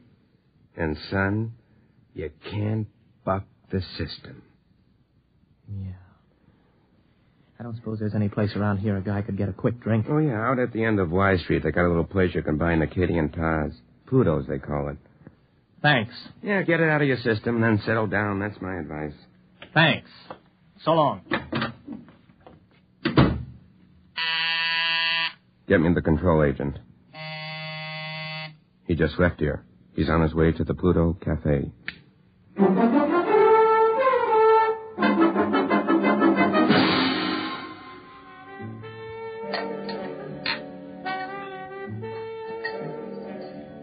Hey, waiter. Waiter, bring me another drink for the young lady. Wow. Now then. Where were we? I don't know. In fact, I still don't know why you're buying me free drinks. I told you I want somebody to talk to. You a purist? Or maybe you don't like the brand of sensation tapes they're peddling these days. You know, you don't have a bad face, really, underneath the makeup. I mean, it's a little crooked, but it ain't bad, really. Thanks. Does me pretty good. Well, what's your name? Gloria? Oh, sure. Sure, I remember. Gloria! Maybe you had enough to drink. No, not yet. You know, I look around, I see all these people with their faces all froze up like plastic. And I feel like I got to know somebody, or I go out of my mind. So what happens? Everybody is afraid. I mean, what happened? Whatever happened to freedom? What's the matter? Did I say something? What's everybody so quiet about all of a sudden? Okay. Come with me. Hey, well, who are you? Control board agent. Hey, I wasn't with him. Honest, he just picked me up and bought me a drink and started shooting off his mouth. I wasn't with him. Let's go, Mac. Wait a minute, what for? You'll find that out. Come on. On your feet. Okay, but keep your hands off. I'll go with you. Everybody else, just mind your own business. You, girlie. Yeah? Let's see your ident card. Here. You live at this address? Yeah? Alone? With my sister. Maybe some night you could go to a movie or something. We could spend some time getting acquainted. Yeah. Yeah, sometime. Good, I'll call you. Hey, I need my dent card back. I can't get rations without it. I'll keep it. Bring it back myself. Why don't you give the girl her card? No! Well, maybe you mind your own business. Let's go. You walk just a little in front of me.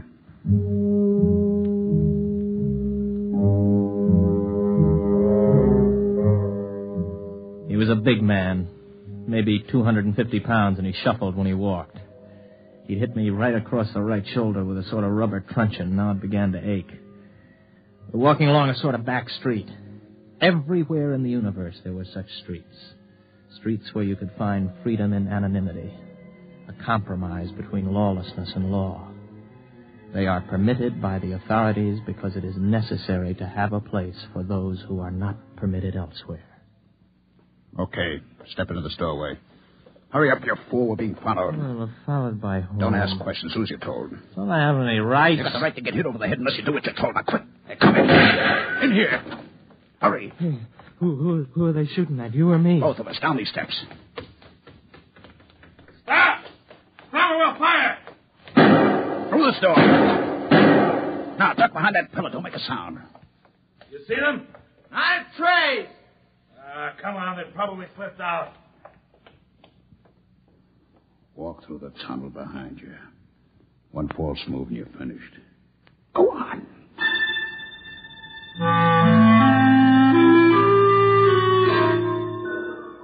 From the direction of the tunnel, I guessed it was part of an old sewage system that led toward the ruined city.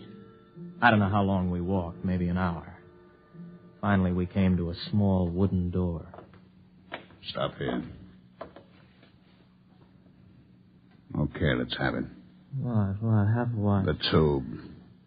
I don't know what you mean. Our detectives picked it up on you the minute you got off the plane. You're carrying a radioactive message tube with a periodic emission signal. I'll need to have it before we can go any further. You mean the tube that old Charlie gave me? Old Charlie? Yes, Charlie Brockman. The old spaceman who was in the hospital with me. Where is it? I think it's in my pocket. I never even bothered to open it. Do it now. Let me see. Oh, yeah, here it is. Open it. It's empty. That's right. The message is in the tube itself. We identify our people by the radioactive pattern. Our people? You'll see. Come in. Make it fast. This the one? This is the one. Has he been drugged? He's had PON. A massive dose at the Pluto. Good. Mr. Craig, my name's Cocteau. This is Mr. Brannigan. You're probably quite bewildered about all this. Let me clarify the situation. You're now in the headquarters of the Freedomites, underneath the radioactive part of old Los Angeles. Mr. Brannigan is not a control agent. He's one of our men. We've been watching you ever since we detected the message tube as your ship was approaching Earth. Now, wait a minute. You guys are Freedomites? That's right. You're pretty illegal, aren't you? Let's say our lives aren't worth a snap of your fingers if we're caught. All right, who are you? Where are you from? Most of us are from the same place you're from, outer space. Many of us had the same history you have. We shipped into Earth and became disillusioned and went to the intergalactic freight office to apply for a job. The man at the office, the man who made the speech about coming in out of the rain, is one of our agents. Aren't you taking a chance telling me all this? Not at all. At the Pluto, you were given a massive dose of PON. You won't remember anything that happened to you after the drug hits you in an hour or so. It works like a shock. Everything will be repressed into the unconscious. Oh, I see. Very neat. It will exist in your unconscious, however. Somewhere, because you're the kind of man you are, because living in space has taught you the blessing of feeling free, you'll be able to draw upon your unconscious knowledge when you need to. And when will that be, Mr. Cocteau? That depends on whether you decide to join us or not. Join you in what? I haven't the faintest idea of what you're trying to do. For all I know, you're a bunch of traitors. You know, I've heard this comes the revolution stuff before. My friend, you're woefully ignorant of our aims, as is to be expected. We anticipate no revolution. We print no leaflets, publish no newspaper, and we have no world plan for conquest. The kind of totalitarian mind which subscribes to tight economic systems like the ancient Marxism of the communists is abhorrent to us. We're interested in only one thing, the preservation of the idea of freedom. Our fear is that men will forget what it's like to feel free. Well, how do you expect to accomplish this? Our concepts are being kept alive in only one place in the universe today. Outer space? Exactly. On the frontiers of the universe, where freedom is a condition of life and growth. Suppose I join you. How can I help? You're an experienced pilot. We have enough connections to do some plastic surgery on your face and get you a position piloting a spaceship again. You'll remember nothing of your mission. But you will remember that you have been back to Earth, what it was like. You'll be able, carefully, of course, to tell people, to help keep the idea of freedom alive. Think it over carefully. You have 20 minutes before the drug takes effect. I don't need 20 minutes. I'll do it. Good. In exactly 48 hours, you'll wake up in your hotel bed with a new face, the identity card of a man named Harold Janus. You'll not remember how you got them or why, but you'll know what to do with his identity. He is, or was, master navigator on the Earth-Mars run. Good luck, Mr. Craig.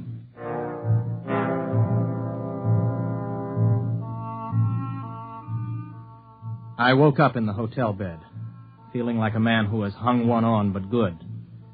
I looked into the mirror and I saw the face of another man. I looked in my wallet and discovered that I was Harold Janus, navigator for Intergalactic, holder of a license for 15 Gs. I wondered where it came from, how I got it, but I asked no questions. This license, this ident card, meant freedom. I walked out of the hotel feeling steady for the first time. I'd gotten my sea legs at last.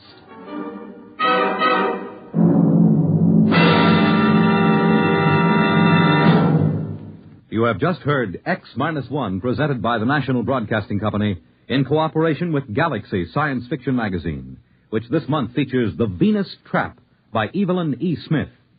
One thing man never planned to take along into space with him was the eternal triangle, especially a true blue triangle like this one. Galaxy Magazine, on your newsstand today.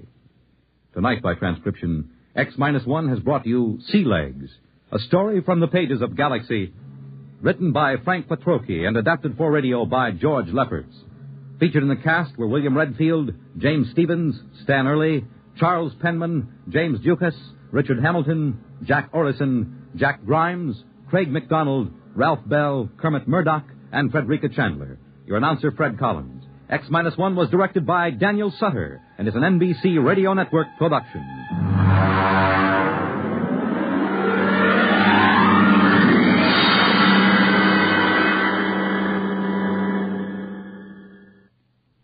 Hear Politics and Primaries, Dateline, Ohio, and Indiana, tonight on NBC Radio.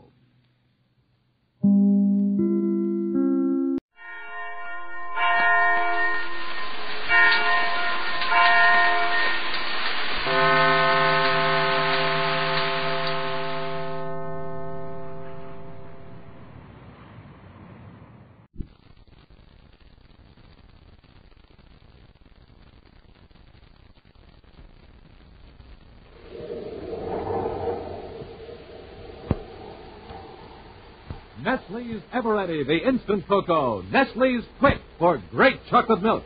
And Nestle's chocolate bars now present Space Patrol! High adventure in the wild, vast reaches of space. Missions of daring in the name of interplanetary justice. Travel into the future with Buzz Corey, Commander-in-Chief of the Space Patrol! In today's transcribed Space Patrol adventure, Buzz and Happy have landed on a distant planet to help 500 enslaved workers escape from a mine. Happy waits in the grounded ship while Buzz walks toward the robot-guarded mine shaft. Cadet Happy to Commander Corey. Go ahead, Happy. I just picked up something in the viewscope screen. It's one of those robot cargo jobs, and it's heading this way. Happy, those ships never land anywhere in Gobonic except the city spaceport. This one's sure barreling in, sir. If it keeps its present trajectory, it'll land right in the mining area. Land? It's set to crash. Crash? It's the Ruger's work. We can't stop that ship. It'll explode and destroy every living person in this area. We'll return in just a moment with the thrilling story of Frightened Robots. Space Patrollers, this is Commander Corey. Let me ask you something. When Mom and Dad had their breakfast coffee this morning, did you have a good hot drink?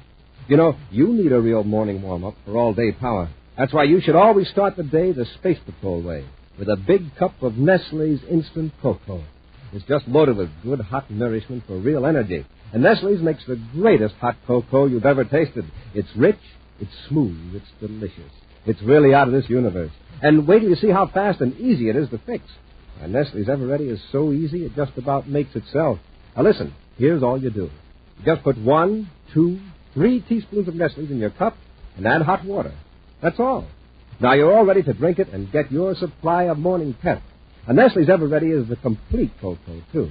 You add nothing but water because whole milk and sugar are already in it. You ought to see the lineup around here when they sound the Nestle's call. Everybody goes for that delicious Nestle's chocolate flavor. That goes for me, too. Now, why don't you get the Nestle's Space Patrol habit? Ask Mom to stock your galley with Nestle's and drink it regularly, the way we do. And you'll have power to spare. That's Nestle's Ever-Ready Cocoa in the bright red can. And now, today's Space Patrol adventure, The Frightened Robots. Commander Corey and Cadet Happy are in the Terra 5, high above the surface of the planet Gobonic, a world ruled by robots. They've just blasted off from a forest region where they said goodbye to Mono and Anila, two friends whom the Space Patrollers rescued from enemies in the principal city of the planet. While Buzz is at the controls, Happy idly adjusts the Space Patrol periscope the amazing hyperspace optical device that can show a close-up view of any part of space. You see anything interesting, Happy? Just a train of cars, sir. Probably headed for one of the farming areas outside the city. Kobanic is Crescent Planet. Well, I hate to leave it. I found a mono in his brains, you mean? Yes. Kobanic won't be free until the robots are overthrown. That might take years. Sure wish we could do something to help them. Well, it's not our job to meddle into other people's internal affairs, Hap. What we've done was just to save Mono's life. We acted as individuals, not as agents of the United Planets. Hey, I thought those trains left the city empty. That's what Mona told us. They brought back full of supplies, and half of it sent to Warmark. Oh, these cars are open, sir. They're like we'd haul ore in, but some of them are full of people. Oh, farm workers, probably. They're just jammed into those cars. Oh, it's poor people. I know how you feel, huh? That's something we have no control over. Our job is to explore Warmark for radioactive minerals. Better cut off that periscope before you feel worse than you do now. Yes, sir. Hey, we've got to give this to Mono when we let him out of the ship. Oh, look now, his robot control unit. Uh-huh. It might come in handy if Mono or any of his friends have to return to the city. Well, perhaps it's just as well Mona doesn't have it. If he's caught with one of the administrator's robot controls, I hate to think what would happen to him. Agent 7 at Goldbergs City calling ARL Camp 21. Commander, it's one of our space phones. Turn up the volume. Agent 7 at Goldbergs City calling ARL Camp 21. Come in, please. ARL Camp, that's an anti-robot league hideout. ARL Camp 21 here. Go ahead, Agent 7. That's Mono. Hey, they're operating already. They've distributed our miniature spacephones inside the city. Warn all the League members not to try to enter the city. Don't even contact us by spacephone. The robots are rounding us up. We've been betrayed. No, I don't think so. The roundup isn't very selective. But this morning, 500 workers from all sections were picked out and put aboard a work train. They're on their way to the K-Light mines. K-Light mines? How did you find out? Robots broadcast it all over the city. Obviously, it's a disciplinary action. Of course. K-Light is useless. K-Light dust is harmful to human beings. When 500 workers are diverted from essential production and sent to the K-Light mines, there's only one explanation. It's a warning to everybody to stop trying to overthrow the robots. Exactly. Anyone even suspected of aberrationist tendencies, off they go to the K-Light mines. We'll suspend all activities for the time being. Be careful.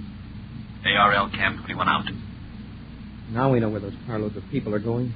To the K-Light mines. It's criminal. It's cruel punishment. It's completely useless. I wonder just how we're going to make those robots on. You think the administrators, like our friend Ropnar, might have more control than they let on? It's possible.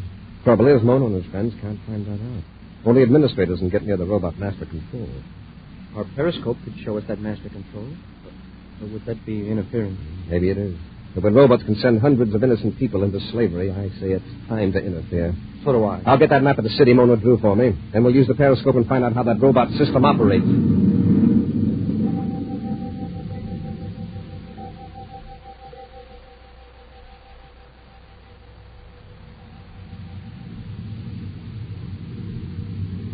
I've got it, sir. There's the Central Administration Building. Okay, Hap, now we'll scan it floor by floor with the periscope till we find the master robot control section. Whatever information we find out, we can pass on to Mono. Well, the lower floor seems to be a headquarters for the robot patrol. Uh-oh. Here's something interesting. There's a shaft right down the center of the building. Elevator shaft? It looks like it. I don't see any elevator. Wait. Something's happening at the bottom. A robot just entered the shaft at the ground floor level. There's a hall leading to it from the street. Oh, private entrance for Zards, huh? Apparently. Yeah. The robot is rising straight up the shaft. Look. Wow. 8, 10, 15, probably 20 stories up. Now it's stopped in midair. It touched the control on its belt. Gravity belt. That's it. Now it's reaching out and pulling itself toward a platform at the side of the shaft. And opening a door. A robot with a gravity belt. But not even Ropnar had one of those. Evidently just the robots have them. Now the robot's walking down the corridor. It's opening a door. Hap, look. Handing something to somebody. Hey, that's Ropnar. Look, receiving a message from the robot. And by the looks of that room, that's Ropnar's living quarters. Right there in the administration. Now the robot's leaving. Hap, if we had one of those belts, we'd get into the administration center. And then we could save those people from the K-Light mines. Yes. Then they go back to Goldbergs? Right.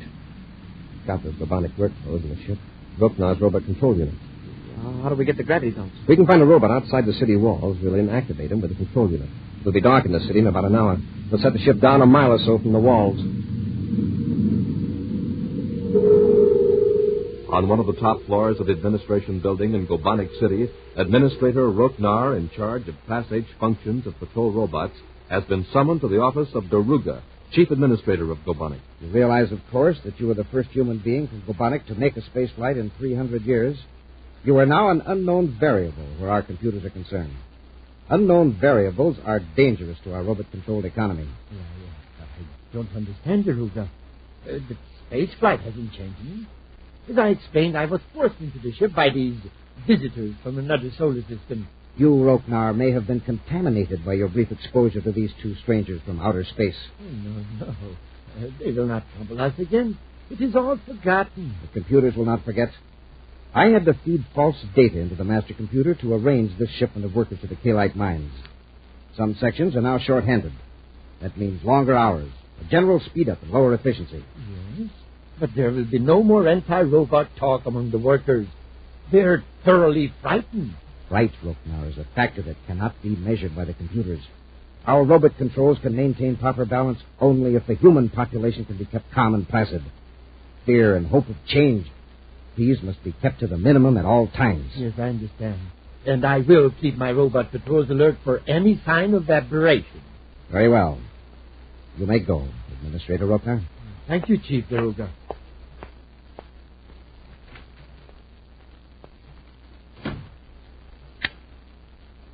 Special Directive 47 to Class G robots. Administrator Roknar, in charge of Class H functions of robots, is now under surveillance until further notice. Record and report aberrationist behavior. Daruga. With rockets cut out, the Terra 5 descends to the ground by repel array a mile from the city. Under cover of darkness, Buzz and Happy make their way to the high walls. The plain, drab coveralls of the Gobonic workers cover their space patrol uniforms. At the gate stands a single robot guard. There's just one of them. He's got a gravity belt. Maybe we can get another one inside. I think he'll see this now. And then we'll mobilize him with the control room. The robot's frozen, sir. I'll handle this job alone here. I'll take the robot's gravity belt and enter the city. You stand watching the ship. Yes, Commander. There's no trick to removing the robot's gravity. It's a simple button. It fits me. I'll turn this knob so it to the top of the wall. Sure wish I were going with you, sir. I'll keep a miniature space phone on that. I'll keep you informed if I have a chance. Here goes. Hey, it works. Return to the ship, Happy? Yes, sir. Good luck, Commander.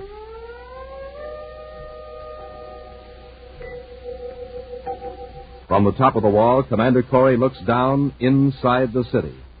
Seeing no one near, he lowers himself to the ground with a gravity belt. With casual gait, but on the alert, Buzz walks through the streets to the administration building, avoiding the curious inspection of robot patrols by pressing a switch on his robot control unit. A walk down a deserted corridor brings him to a tall shaft extending up to the top floor of the building. Commander Corey, if that happens, can you lead me? Yes, sir. Everything okay? So far, at the bottom of the robot shaft. If I can get up the rope in my room without being seen. Here goes.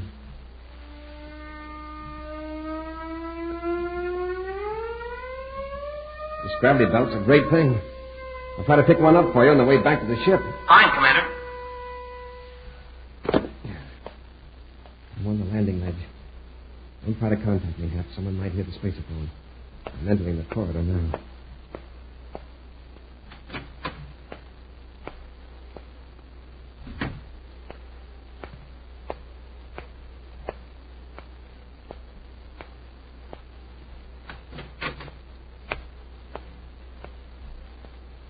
Get your hands up, Roknar. What do you mean by... Hurry! Don't try to reach for your robot control. Yeah, I better remove it from your belt. I don't want to use this ray gun on you, so behave yourself. You've got to get out of here. If you're found in my room, You'll be sent to the K-Light mine, perhaps. With the other 500 prisoners. What did you know about that? You answer my questions first, Roknar. Do you administrators rule the robots? Or do the robots rule you? I don't understand what you mean. Just this. Computers juggled a lot of work quotas and picked 500 human slaves to go to the K-Light mine. K-Light is useless. If those people work in the mines very long, they'll get sick. For many of them, It'll be fatal, isn't that right? Yes, I suppose so. All right. Was that K-Light deal automatic, or did somebody prime the computers? I want an answer, Rookner. The computers may have been adjusted a little. And they could also be adjusted to bring those people back. That's impossible. I think you can find a way to work it out. Even if you burn out a couple of fuses in the computers, it's better than forcing 500 people to mine poisonous K-Light. The computers cannot be changed, I tell you. Now, look, Rookner. I can do a lot of mischief to your patrol robots. You're push-button police. I can make you look pretty foolish. I can do all this without hurting a single human being, not even an administrator. You wouldn't wreck my robot. Unless you bring those people back from the mines, you will be in the junk business. How about it? I think it can be arranged. If you give me time to talk to the chief administrator. Of course, he must never know. But he does know. Deruga. Both of you stand perfectly still.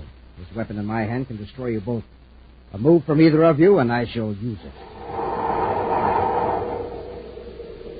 We'll return to Space Patrol in just a moment. Say, here comes Tony Sides. Well, I'll be. He's growing a mustache. Who? Me, Captain Two-Fell? What do you mean? Oh, you sure have. It's brown and quite a long one, too. Ah, gee whiz. That's no mustache. That's some Nestle's cocoa. You see, I had a cut just a few minutes ago. And, well, I guess I was in such a hurry to drink it, I got some on my upper lip. I'll just lick it off. Gee, that's good. Yes, that's what everybody says, Tony. You know, Nestle's Eveready makes the best cocoa in the universe. It's so rich, so chocolatey, and so smooth. You know, since we got the Space Patrol habit at our house, all my brothers and sisters drink Nestle's cocoa for breakfast. We love the way it tastes, and boy, we sure love the pep it gives us. Starting the day with a hot drink is real smart, especially when that drink is Nestle's cocoa. You said it. And Nestle's Eveready is so easy to fix, it practically makes itself. You just put 1, 2, 3 teaspoons in your cup and add hot water, and that's all there is to it. Milk and sugar are already in Nestle's, so you don't have to add a thing. Gang, how about you? If you haven't tried the Space Patrol way to start the day, don't wait anymore. Chow up for delicious Nestle's cocoa. Ask your mom to get Nestle's in the bright red can. And now back to our Space Patrol adventure, The Frightened Robots. Buzz and Happy are determined to save several hundred inhabitants of the planet Gobonic who've been forced to mine the poisonous mineral K-Light. While Happy remains in the Terra 5, Buzz undertakes a daring one-man expedition into the city. With the aid of a gravity belt taken from a patrol robot, Buzz rises to the 20th level of the administration building where he encounters Roknar, an official of the robot-ruled government. Just as Buzz obtains a promise from the unwilling Roknar, the chief administrator, Daruga, suddenly appears and holds Buzz at bay with a powerful weapon. Drop your weapon. Go on, drop it. All right. No, Roknar, don't touch it. But, Daruga, I was only going to hand it to you. Indeed. Here I find you in a cozy conference with a worker. A worker who has somehow been smuggled up above the 3rd floor. But he's not a worker. He's Commander Corey, one of the visitors from another solar system. So much the worse for you, Roknar. I was right. You have been contaminated by this stranger. I heard you plotting against the robots. No, Daruga. He forced his way in here. He threatened to destroy the patrol robots unless I agree to bring those workers back from the K-Light mine. He's telling the truth, Daruga. Your presence here introduces new factors. Variables with which our computers may be unable to cope. Then you administrators will have to do some thinking yourselves for a change. Not if I eliminate the disturbing factor. If I destroy you, now, right here, the robots need never be disturbed with new information. That's it, Daruga. Get rid of Corey and everything will be just as it was before he... Corey, let go of me! Hold still, Roknar. Let go of him, Corey. You can't escape. There are Z-type robots out in the corridor. How about this window behind me? Beyond it is a straight drop, 20 levels above the street. You see, you are trapped. Come on, Roknar. You're going through that window. No, we'll be killed. Corey, stop or I'll fire. If you shoot, you destroy Roknar, one of your own administrators. Corey, have you lost your mind? Keep away from that window. You're going through it if I have to carry you. So long, Daruga. Corey, stop struggling, Roknar. I hate to drop you. This gravity belt should support both of us. We're not falling. We're rising into the air. Hang on, you'll be all right. Commander Corey to Cadet Happy. Happy here, sir. Blast off immediately. Pick me up directly over the administration building. If this gravity belt holds up, I'll keep rising. Yes, sir. I've got Ropenar with me. They might send some robots up after us, so hurry. Quickly blasting off, Cadet Happy circles back over the city. A tiny dot on the viewscope shows him that he's picked up Buzz and Ropenar ascending vertically over the administration building. Cutting the ship's velocity, Happy heads toward the commander, pressing a button on the rocket cockpit panel to open the outer hatch. Can you come closer, Happy? Yes, sir.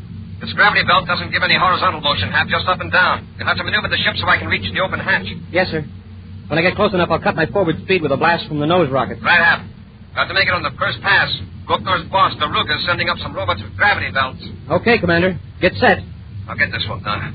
I'll hold on to you, and you concentrate on pulling us into the ship. Yes, Commander. This is it, Commander. Now, Ropenor. Now. I got it! We're in the airlock, Happy. Kick on the tail rockets. We're losing altitude. Okay, sir.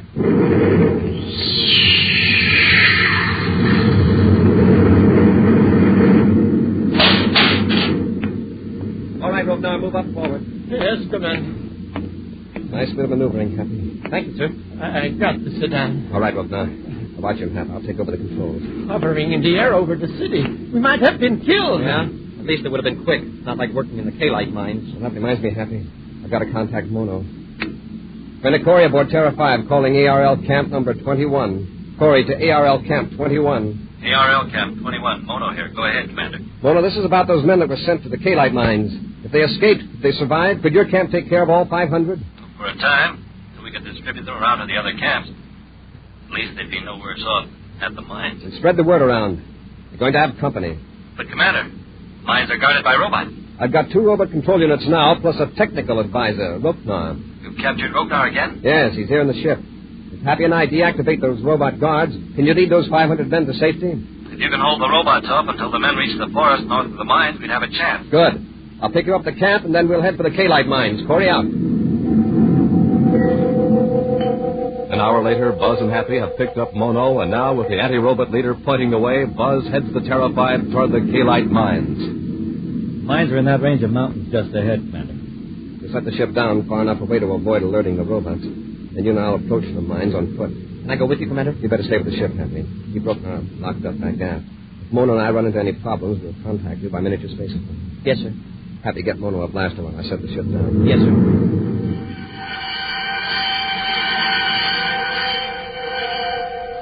Leaving Happy in the ship, Buzz and Mono strike out over the ridge for the mines.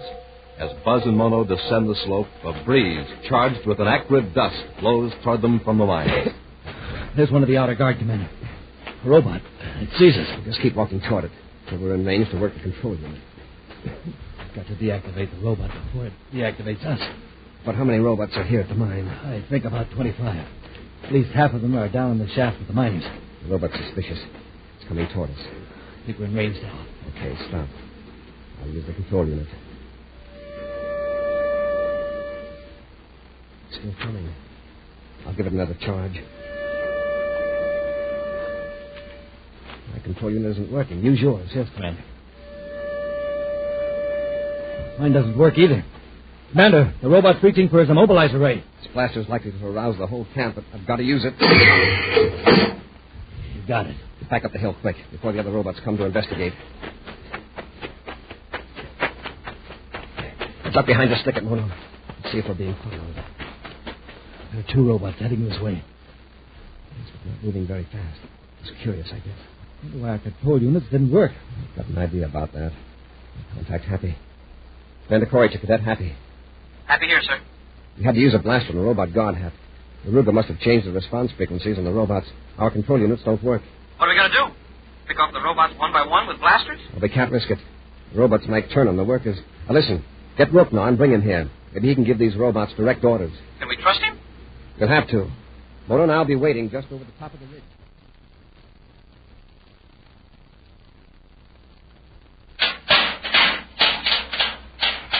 All right, Ropenar, you can come out now. The commander's got a job for you. A job? What do you mean? The commander will explain. Come on, we're going for a walk. Into the airlock, Ropenar. Where are you taking me? We need an expert on robots, and you're elected. Go on, into the lock. course, Cadet. Anything to oblige. Hey! This is the jet I've been waiting for! There. I'd finish you right now if I were sure I'd escape from Corey. But this will hold you for a while.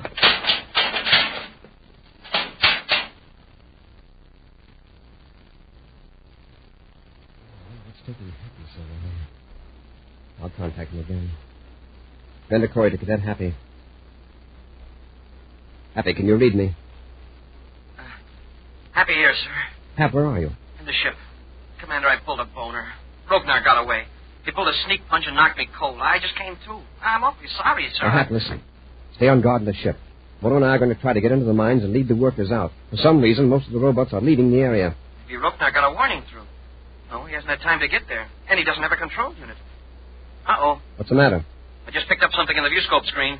A spaceship. Spaceship? Yes, sir. It's one of those robot cargo jobs. And it's headed this way. Mono, could it be coming to the mines? That's unheard of. Spaceships are used only to take cargoes to the other planet, Warmark. They never land anywhere on Gabanik except the city spaceport. Well, this one is sure barreling in, sir. If it keeps its present trajectory, it'll land right in the mining area. Maybe some big-shot administrators are aboard. Human beings never ride in spaceships.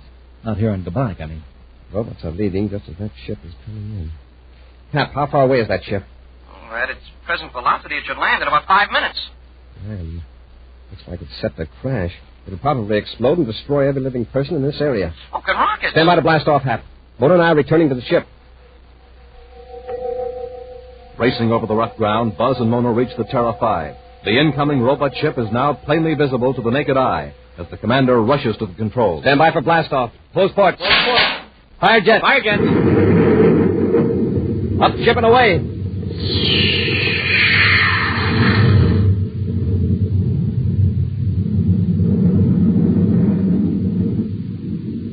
You're right, Commander. That robot ship isn't leveling off. It's headed straight for the mining area. How are you going to stop it? Those people will be killed. There's just one chance. Destroy it before it gets any closer. Hap, stand by to fire both atom cannons. Standing by, sir. When you're on target, fire. Ship will hit in 15 seconds, sir, unless we blast it first. I'm on target. Fire. I hope that shot's good.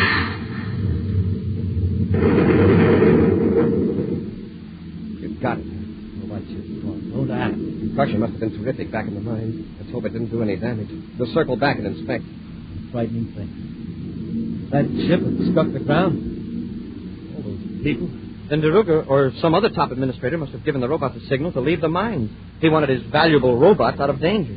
The administrators say that the master robots are beyond human control. Yes, that's true. If Deruga pulled that ship out of a course that's followed for centuries, it must have changed the master control. Yes. To destroy 500 helpless innocent people. If it hadn't been for you, Commander. Mono, your enemies have given you proof that the robots can be changed. They can be redirected to help humanity, not to enslave it and destroy it. Look at those people down, looking up and waving. They're waiting for you, Mono. Waiting for you to lead them to freedom. An action preview of next week's exciting Space Patrol adventure in just a moment. Commander Corey calling all space jockeys. Calling all space jockeys. Accelerate jets. Full speed ahead if you want to get in under the wire, because today is absolutely the last time we will ever be able to offer you a sensational rocket cockpit for your very own. A gang, don't miss out. The rocket cockpit is so much fun, all equipped with moving viewscope, operating speed controls, our secret star drive, master dials that give you the official Space Patrol code, and atomic cannons that really fire. Now, this rocket cockpit is a real model of the one I fly, so you know it's scientific and complete. Now, here's how you get yours. Send your name and address and 25 cents along with 2 wrappers from any Nestle's chocolate bars to Nestle, Box 54, St. Louis, Missouri. That's Nestle, Box 54, St. Louis, Missouri. And do it right now, because this offer will never be made again. And I want all of you to have the thrill of flying with your own rocket cockpit. And now, a preview of next week's exciting Space Patrol adventure. Buzz is descending the face of a cliff on the planet Goldbergs to rescue his friend Mono on a ledge below. In their spaceship on top of the cliff, Happy contacts the commander by spaceophone. How you doing, Commander? I've got to go down another 100 feet, Happy. If I can get to Mono before that robot does. Mono. Mono, answer me. What happened, Commander? Mono collapsed down there on the ledge. The lead robot got him with an immobilizer ray. Smoking rockets. Can you reach him before the robot? If I do, I'll be in range of the immobilizer. I know. Use your blaster on the robot. From this height, I might hit Mono, and there are 5 more robots closing in. Be with us again next week for the thrilling Space Patrol story, A Planet in Peril. Space Patrol, created by Mike Moser, starring Ed Kemmer as Commander Corey and Lynn Osborne as Cadet Happy, was written by Lou Houston. Produced and directed by Larry Robertson. Executive producer Helen Moser. Other players were Ken Mayer, Norman Jolly, Bela Kovac, and Tony Side. Dick Tufeld speaking. This week's Space Patrol was brought to you by Nestle's Eveready, the instant cocoa. Nestle's Quick for great chocolate milk, and famous Nestle's chocolate bars. This program is broadcast to our armed forces overseas through the worldwide facilities of the Armed Forces Radio Service. Space Patrol came to you transcribed from Hollywood. This is ABC Radio Network.